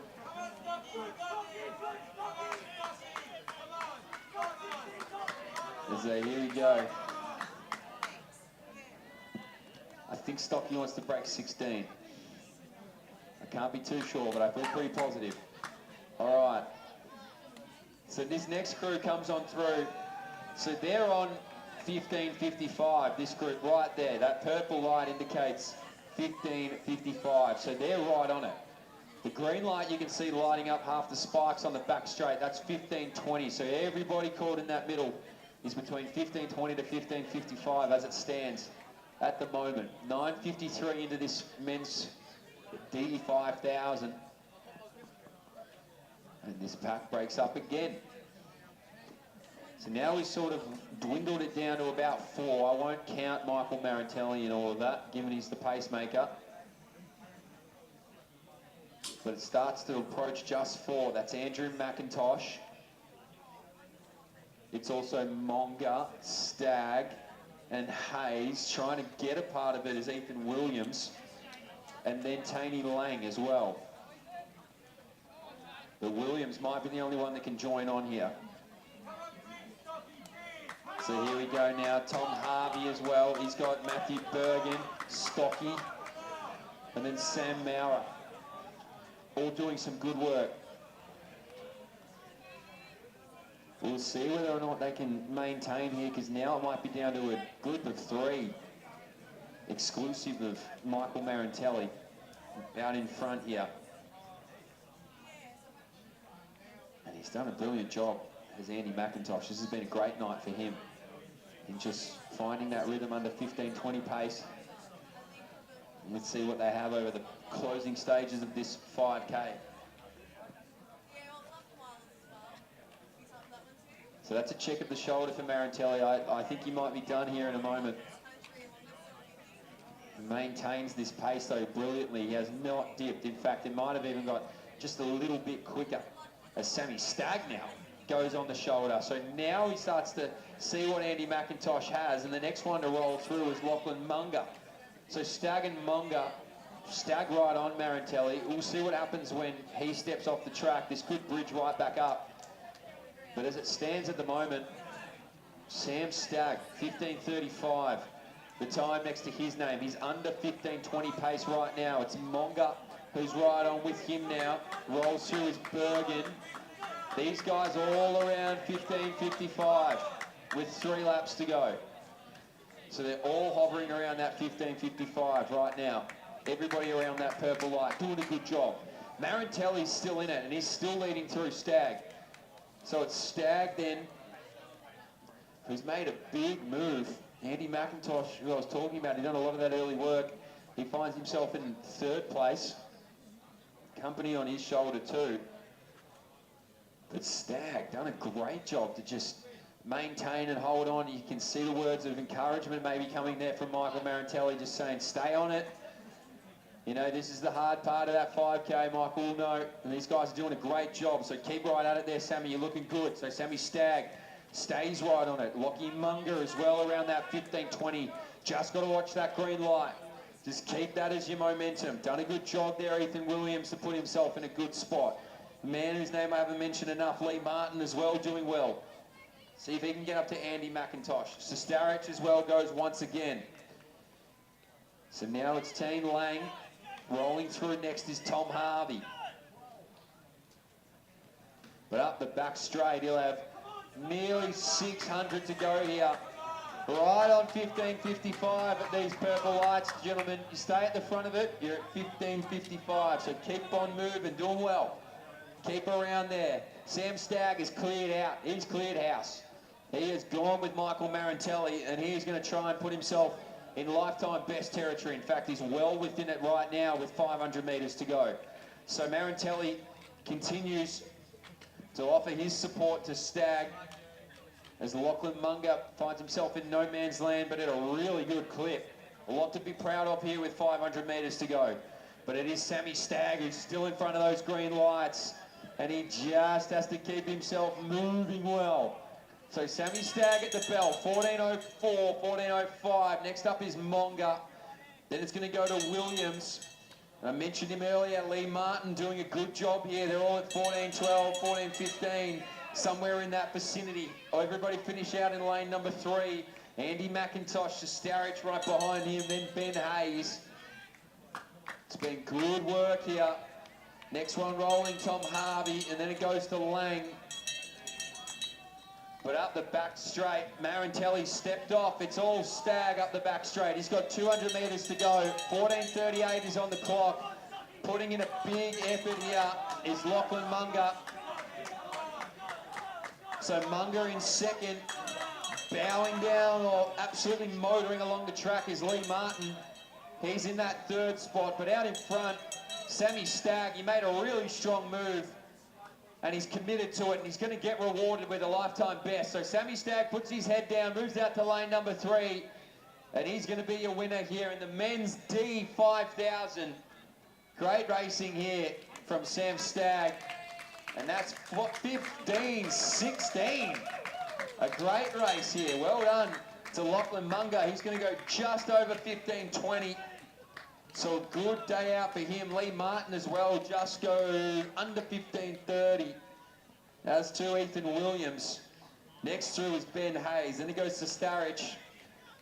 Back to Andrew McIntosh, who's been good. Tom Harvey, all on 15:40. So let's see if he can get under 16. Next one there is Lang, 15:47. They're all going to go under here. That's Gadecki. Then it goes on to Bergen. Next one through is Sammy Maurer, and the rest of this field finds a little bit of something. They're going to be just outside of 16. But that's Ash Hawke, stocky, with some big love in the crowd I mentioned. Next up here is Alan Vernal of Nunawading. He'll finish off his 5K for the men's D5000. We're about to round out our field here at the Box Hill Burn for our men's D5000. Now, if you are able to lap score, if you can make your way down to the finish line, it would be greatly appreciated for the next race. We've got E and then F. So only 2 races remaining here after this. So if you can lap score for us, we can keep these races rolling and get everybody running. Well done here, our last competitor, James Lee, will finish it off under 17 minutes.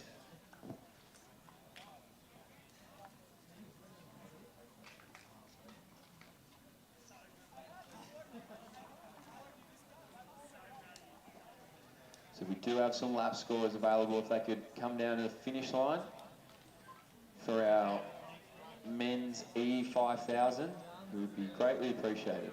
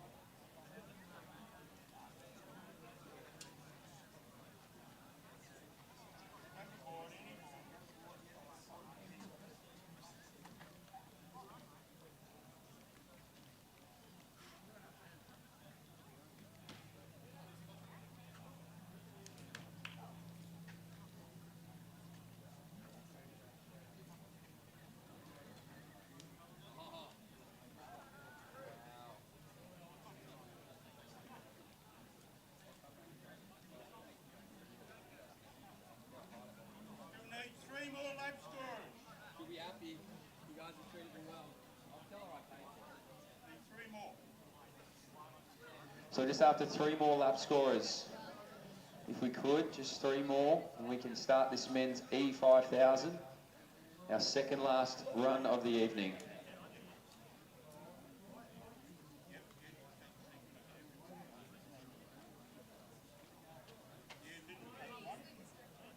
I need 1 more lap scorer.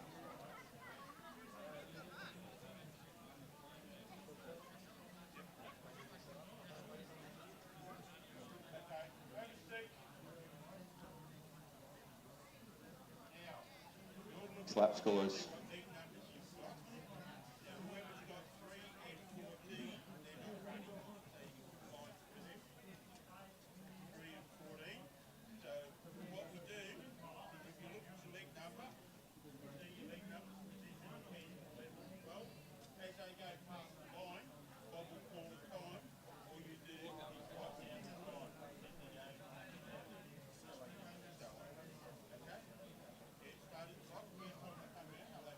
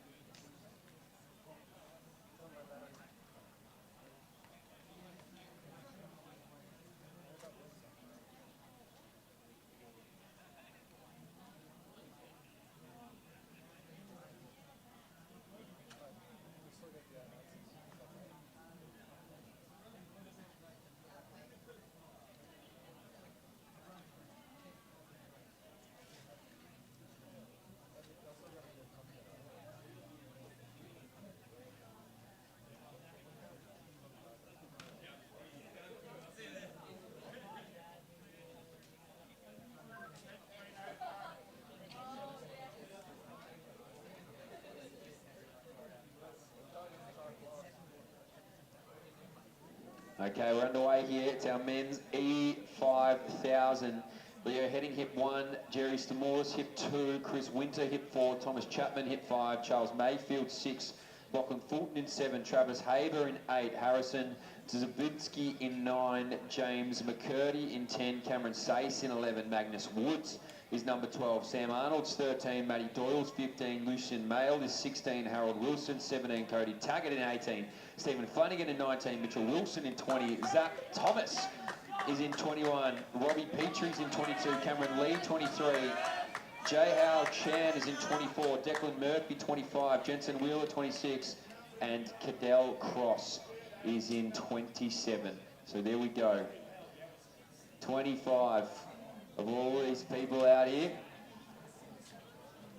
25 gentlemen will give it a run for the men's E5000. So it looks like we might have a pacemaker out here as well. That's not familiar though. It's not Michael Marantelli or it's not Liam Adams. So we'll get a read on them as they come on through. But all 25 of them want to be friends. They're all going to huddle up together, stay warm as Melbourne starts to get a bit colder. So the opening 400, probably 78, somewhere in there, as they make their way around here for this men's E5000. So we'll get a read on them, or I'll be able to get a read on them as we go through. Because admittedly, when you're heading off 25, it's hard to see what the first lap is. These guys are about to come out here and slap hands. Jack Waters, it looks like, doing the pacing duties.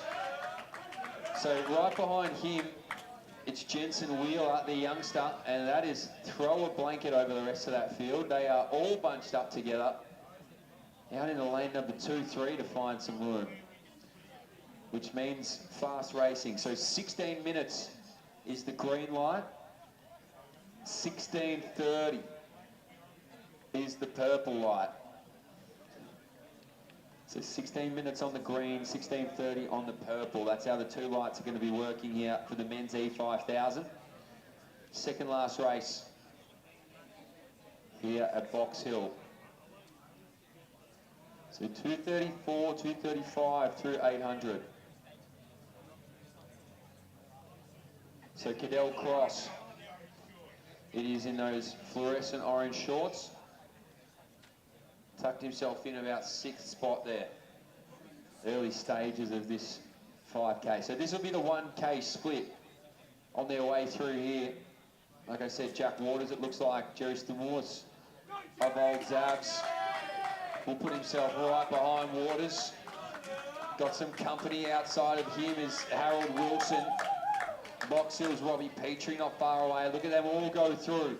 About 13:10 to 13:15 for that big group. So top to tail of that isn't much. You try and cram 20 odd people in amongst that, there's sure to be some carnage. So these guys doing a good job to stay safe for the time being. But Jerry Stamoulis it is who's behind Jack Waters, the pacemaker. And as I said, Cadell Cross is the one in the orange shorts. About 6 back from the leader. And these guys, they have chopped and changed. Typically, we're not seeing a lot of movement in the middle stages of this pack, but given the nature of this race and how boxed up it was at the beginning, these guys have tried to just find a spot, really. That's been the battle in the opening kilometre. Sometimes can be a little bit of an energy drainer. Other times it can be a bit of energy relief that you haven't had to do too much thinking in the opening K. But they're all seeming to find a spot now, which is good. So Waters still leads it out. So Stamoulis now is being passed. Our man from Western A's might be Leo Harding, it is. So Leo Harding now in front of Stamoulis. Then it goes to Harry, and then moving along nicely there from Richmond's actually Thomas Chapman. The tall looming figure out there in the outside of lane number 1, not quite lane number 2. So these guys doing a good job. We love to see it. Little gap. Jerry's the only man who's found some real estate out there at the moment, although slight movement in the middle of the pack. One's going to move around. It is our man from Richmond, it looks like. And that's Thomas Chapman, who starts to launch himself up this group. So now they've all found their spot. You can see what I mean here. They're all individually spread out on the track. Not too many on the shoulder, only those that don't like where they're currently sitting. One of our men from Mornington, one of those, moves his way up towards the back end of that pack, into the middle of it. That's Cameron Sace. So Sace now puts himself in a spot to be able to make some moves should it come up. Jack Waters still doing a good job leading through this group. Jerry Stamoulis right on there. And here he is, our man from Richmond. So he's right up on the shoulder now of Jerry. Thomas Chapman, so's Leo Harding. Inside of him from there, Harold Wilson of Melbourne Uni. So a little bit happening now. So that's James McCurdy, hit number 10 from Knox with the cap. So now they're strung. Now I'm officially able to call this strung out now. Waters takes a look around to see who's with him. He's got a familiar face in Leo Heading. He's a 16-minute man. Jerry Stamoulis, 15:50 on paper. So these guys are ahead of that 16-minute time clock, or the 16-minute light show in the green. And I mentioned that purple is 16:30. So these guys doing a good job. They're finding some rhythm, and there'd be some big lifetime bests in here if these guys can keep this up. They're doing very well for 9:20 on a Thursday night. But they'll take it. Quick racing is good racing. Doing well, Leo Heading. There's Jerry. Pops up on the inside of Chapman. Man from Box Hill. Robbie Petrie, someone hasn't been mentioned a lot. But you'll see a lot more names start to pop up in the later stages once it starts to thin out even more. 7 minutes gone into a 16-odd minute affair, so we're not quite halfway yet, though we're approaching. And so it's 16 flat is the front of the green light, 16 flat. 16:30 the front of the purple lights. These guys doing a good job. The middle of that leading pack is on 16. The front end of this pack is under 16. That's how it stands at the moment. 7:37 gone, so time-wise nearly halfway through, which would indicate they're actually moving at a good clip. So here we go now. Waters, going to roll on through for a while, it looks. He's got Leo Heading behind him there.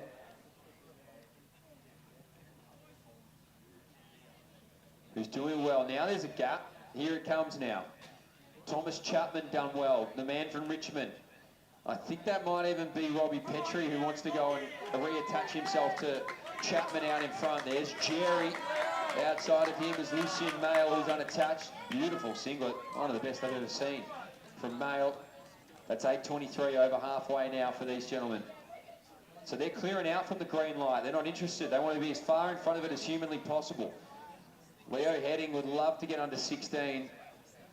So too would Thomas Chapman with a 16:14 to his name on paper. So Chapman doing well. Looks like Petrie is the one to try and get on this group out in front. And that's Lucien Mail, who now leads out the next group, which consists of fan favourite Jerry.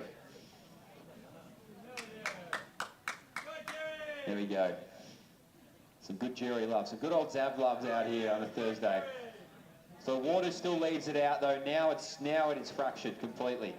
There's groups on groups on groups out here. They've all just got to try and find a spot. So perfectly as Leo Heading has run this race to perfection. Males now is going to get right up on the shoulder of Robbie Petrie. Maybe bring to a couple of these guys along there with him. Harold Wilson, one of them from Melbourne Uni. He's out there, 9:37. 5 laps remaining for these guys. Lucien Mail's made a big move here. The one in one of my favourite singlets I've seen. He's going to lead through this group, which consists of Petrie.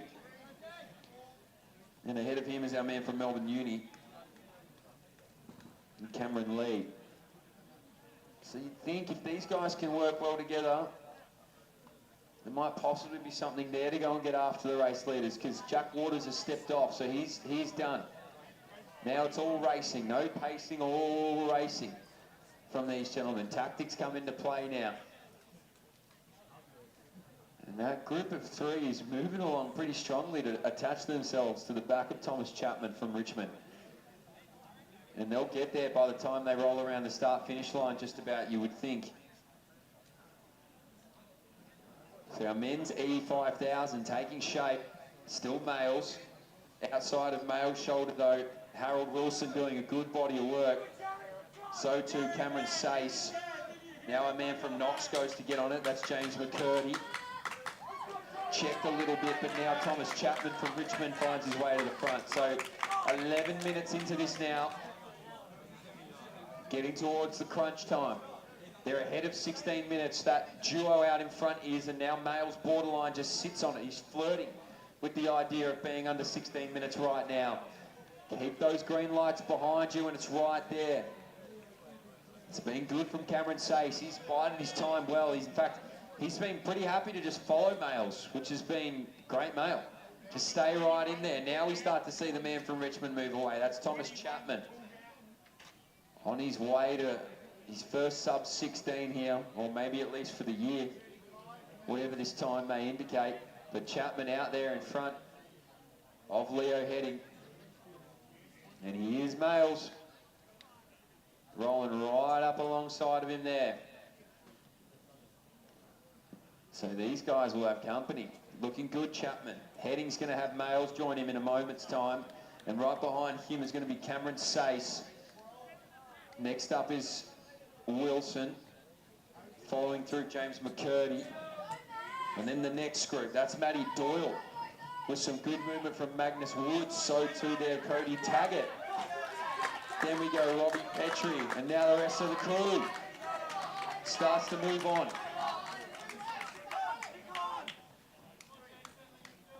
So trying to stay ahead of 15:50, or 16 minutes I should say, that green light.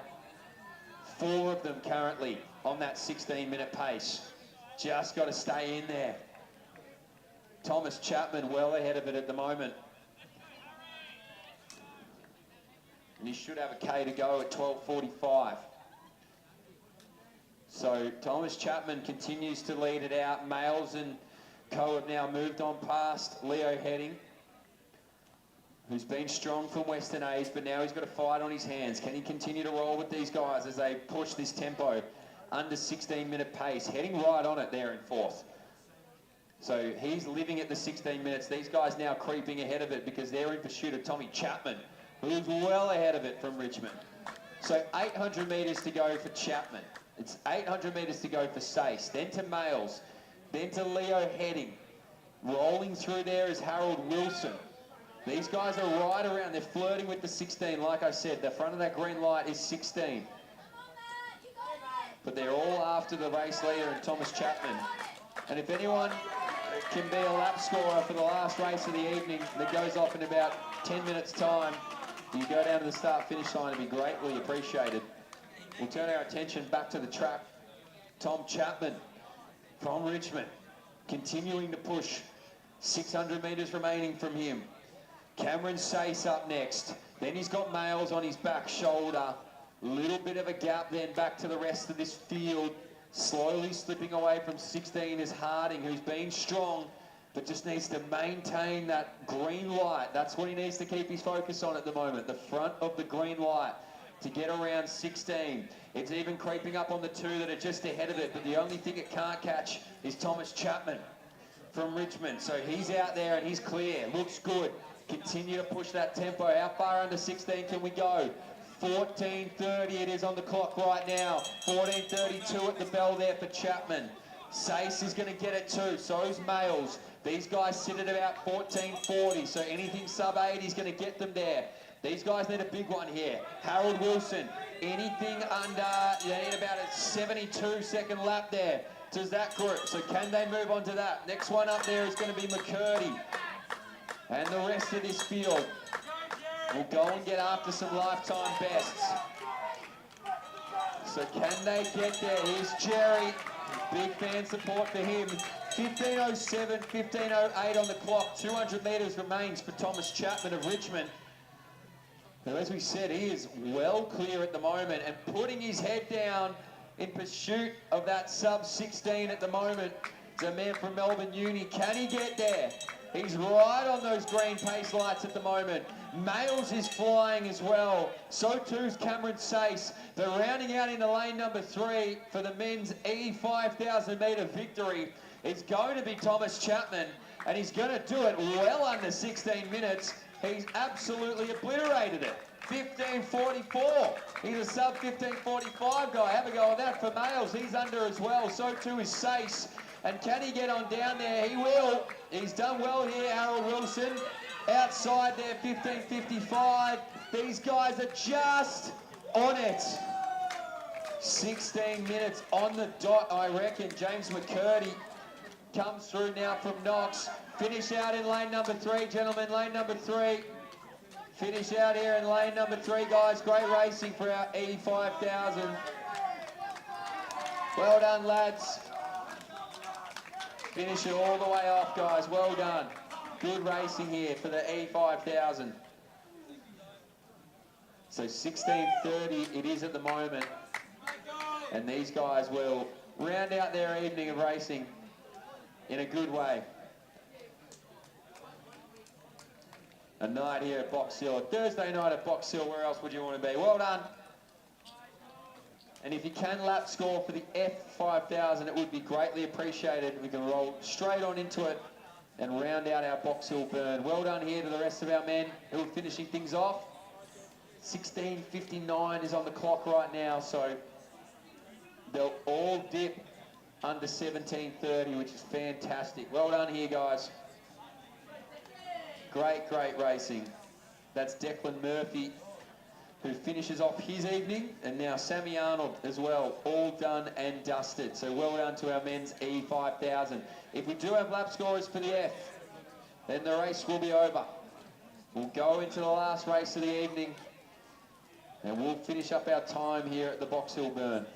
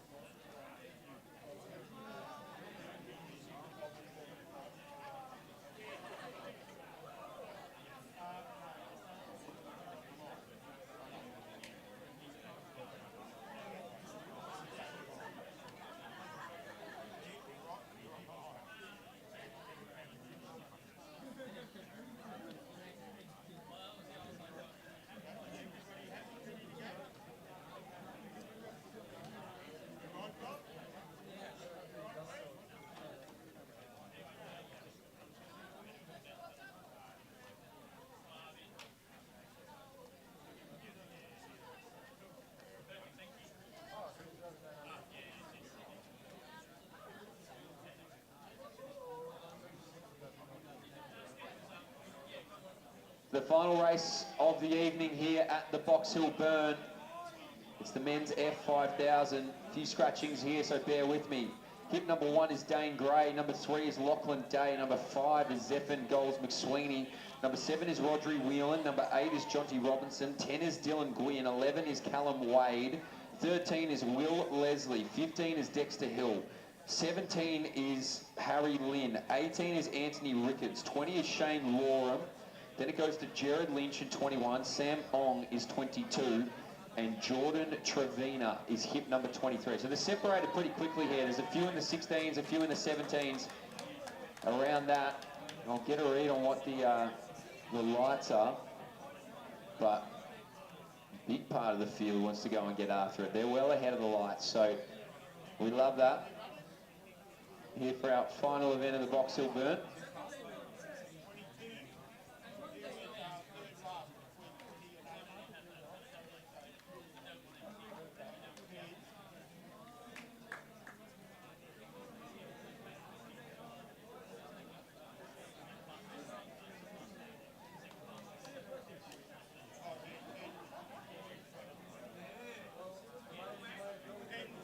So we're through the opening, nearly 500 now of this men's F5000. Jumper on for me. Starting to get a little chilly here at Box Hill, but that's okay. These guys doing a good job. This is a good trio. All going to work well together here. So we'll give them a read as they make their way on through. It's Dane Gray who leads out there from Callum Wade, and then back to Zephan Goals McSweeney. Next one through is Jordan Trevina. And it goes out to Harry Lynn, and he's got a bit of a group behind him there. So that's how they read. And that group's all pretty well tucked together. So really there's a big group of 3 who's going to push the tempo, and the others are right on the marker.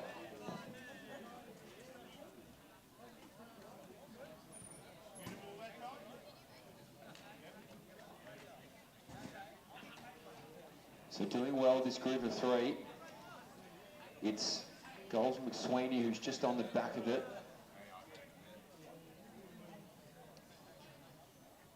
And these others right on that green light. So a good job all around.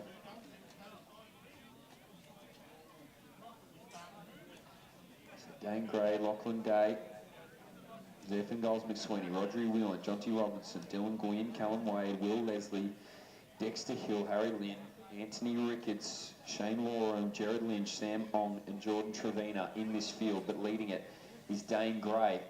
Attached to him at the hip there is Callum Wade, and it's Goals McSweeney from Williamstown, his fellow clubman, leading out this next group.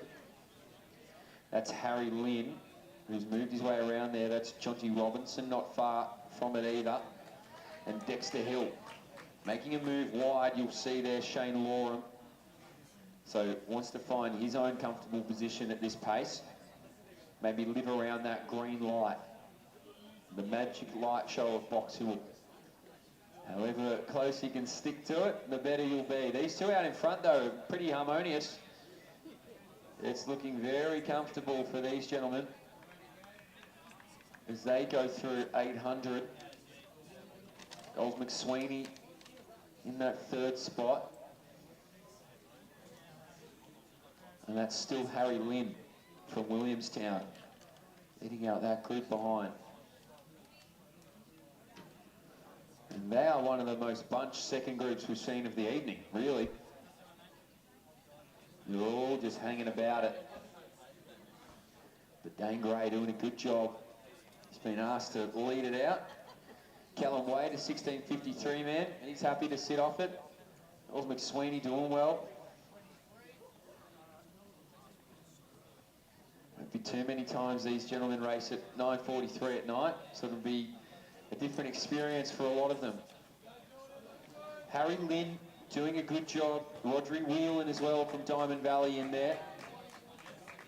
Box Hill's Will Leslie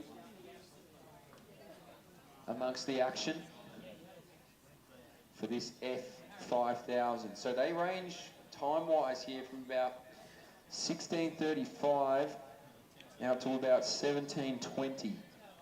That's why this race is very close in terms of this group in the secondary slot. So these two out in front are in a bit of a race on their own at the moment.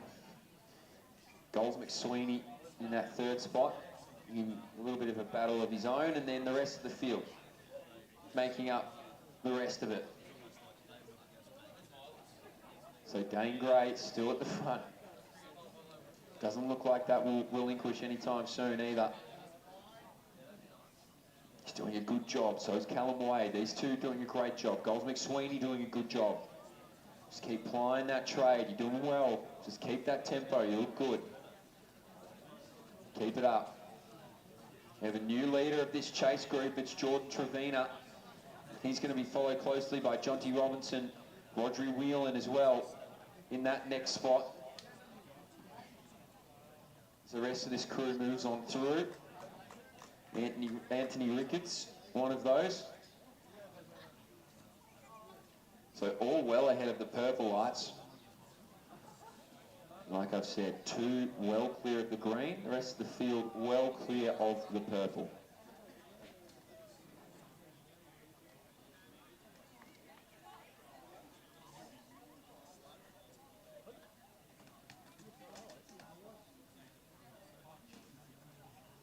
So Gold McSweeney might get some assistance from the pack behind him there, which is good. Be able to work off one another because they've started to clear out from the back end of this field. Now we might see a new race leader. It's Callum Wade. So Callum Wade makes his way to the front for the first time. Gives Dane Gray a little bit of a chop out. He'll now just have to try and sit on Wade if he can. But Callum Wade sort of moved with that with flair of authority. Wanted to make it hard for him to follow along in Dane Gray, and he has. So Callum Wade is off to the races. He's trying to clear out here. As I've said, Zeph and Golds McSweeney about to get some company with the likes of Jordan Trevina and co. Rodri Whelan still around it there. Shane Lorem as well. A good group. Back there to Lachlan Day. And then Jared Lynch.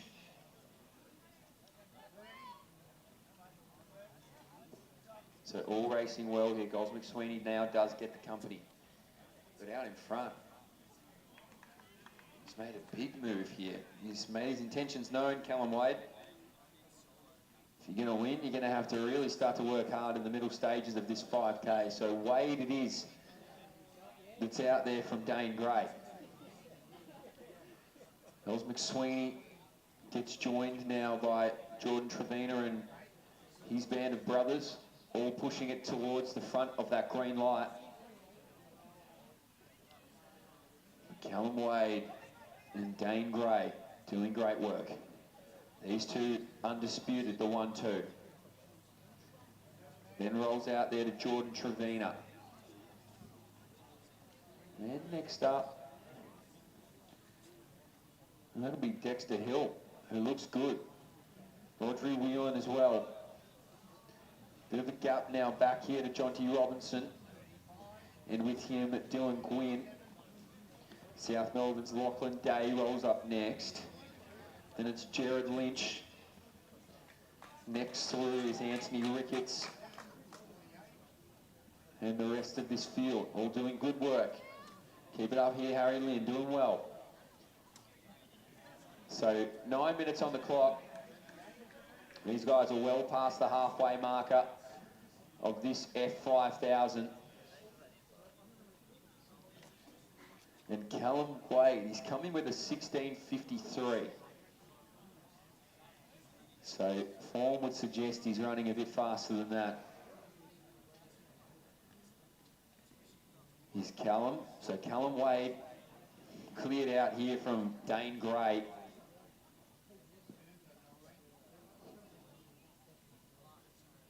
Followed here by Jordan Trevina. And Dexter right there. So these guys doing really well. This is a good group here. Just got to hang in there and hang tough. Well done, Dexter Hill. Making it look good. Sammy Ong as well. Rodri Whelan. Then it goes back to Shane Lorem. Rolling through Zeph and Golds McSweeney. Then Lockie Day. Then it goes to Dylan Gwynn. Then it goes back to Jonty Robinson, Jared Lynch, Anthony Ricketts, and Will Leslie in that order.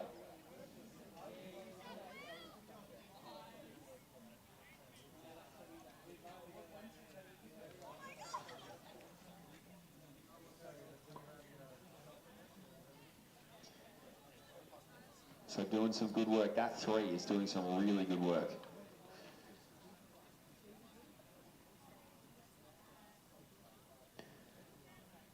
So the men's F5000 coming towards the later stages.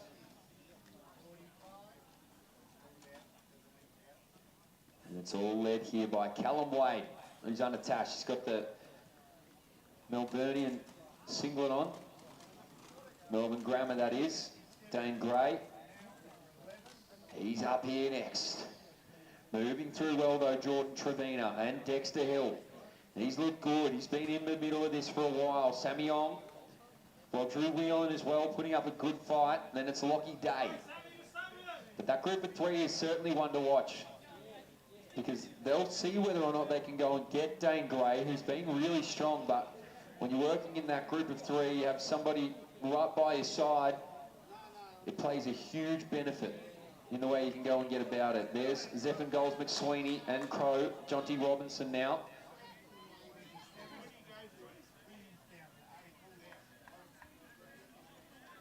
And so up the back straight, Callum Wade. Well, he's out of the back straight, in fact, now. He is humming along.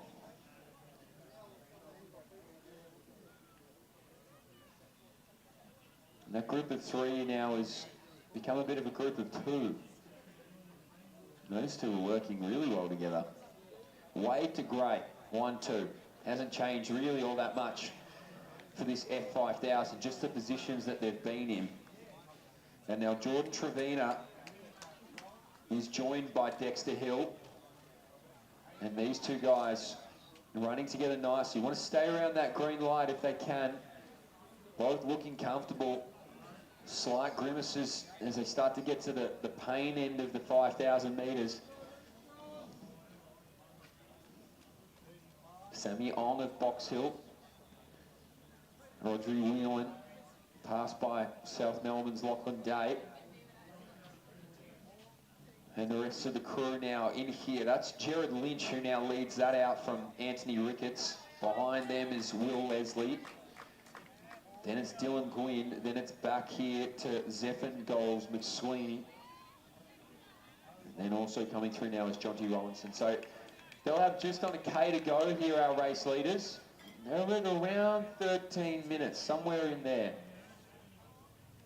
which is good racing. Now we can see Dexter Hill make his move. So Dexter Hill makes his presence felt there in that group. It's now been separated. Jordan Trevina off the back of that. And Dexter Hill, the tall figure, is going from strength to strength here. He can find a little bit of something, you would think. Dane Gray in the 2nd spot, leads back there to Dexter Hill. Callum Wade out in front of the race entirely. Jordan Trevina's been tough, continues to hang tough with 800 metres remaining now for these gentlemen. So Trevina wants to stay with Dexter, who's trying to go and get after Dane Gray, all in pursuit of Callum Wade. South Melbourne's Lachlan Day has been really good over the closing stages of this 5K. Sam Ong with Rodri on his shoulder. That's Rodri Whelan of Diamond Valley. We then go Will Leslie into Jared Lynch. Back then into Anthony Ricketts.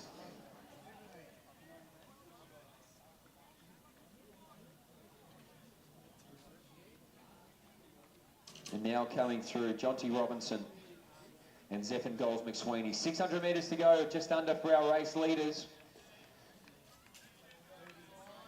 These guys are about to hear the sweet, sweet sound of that final lap bell. And know they've only got one more circle of this athletics track left for their evening of 5K racing. So it's Callum Wade out here from Dane Gray, out from Dexter Hill, out to Jordan Trevina. 15 minutes on the clock, so this will be quick here for Wade. Now it's Dane Gray. Now it's Dexter Hill. Jordan Trevina, though, not done with yet. Dexter Hill will have some company there. 15-15 for them. Next through Lachlan Day. Rodri Whelan. Got some space there from Samiong and Co. In between all of them is Will Leslie of Fox Hill. So Trevina's found an extra gear on that back straight. But the race leader only has 200 metres to go here in the F5000. 15:40 on the clock, so this will be quick for him. Callum Wade. There'll be a lot to be proud of here. The man from Melbourne Grammar takes a check on his inside shoulder. He looks good though. He'll have 100 metres to go. They'll all finish out in lane number 3 here. This entire field. So our race leader comes into it. The men's F5000 metre winner it will be. Some great racing here. Bided his time early, but Callum Wade will take this one out and finish off the Box Hill Burn as a winner. That's 16:19 for Callum Wade. That is fast. Dane Gray through next. Here's Jordan Trevina. He'll dip under 16:30. Yes, he will. 16:28 from him. Great racing here. Same as Dexter Hill. Was impressive through the middle stages of this. Lachlan Day finishes off his evening. Next up, Will Leslie, Rodri Whelan as well. All out in lane number 3. Thank you very much, gentlemen. Great kick down here, under 17. Well done. So 16:49 on. As they make their way around here, Jared Lynch will finish things off. Anthony Ricketts just on 17 for those two. And here's Samiong. As our men's F race begins to come to a close, Jonty Robinson will put the head down here. He's a 17-20 man on paper, so he'll be just outside of that, but great racing here from Jonty. That's 17:25, we'll call it. As now we finish things off here with Zephan Goals McSweeney, who you remember was brave and strong at the beginning stages of this 5,000 metres. He'll round it out here. This is the end of our men's F5000 here at Box Hill for the Box Hill Burn. Well done to him, well done to Zephan Goals McSweeney. And that is it here for the Box Hill Burn. Big thank you to parents, coaches, friends, family, whoever you may be. Every athlete I know adores the support. To everyone who is a lap counter, thank you very much. AV staff, AV officials, Jeremy Griffiths and everybody on the Box Hill committee and the Box Hill community. Thank you for a beautiful Box Hill Burn, and we'll see you back here for the Box Hill Classic.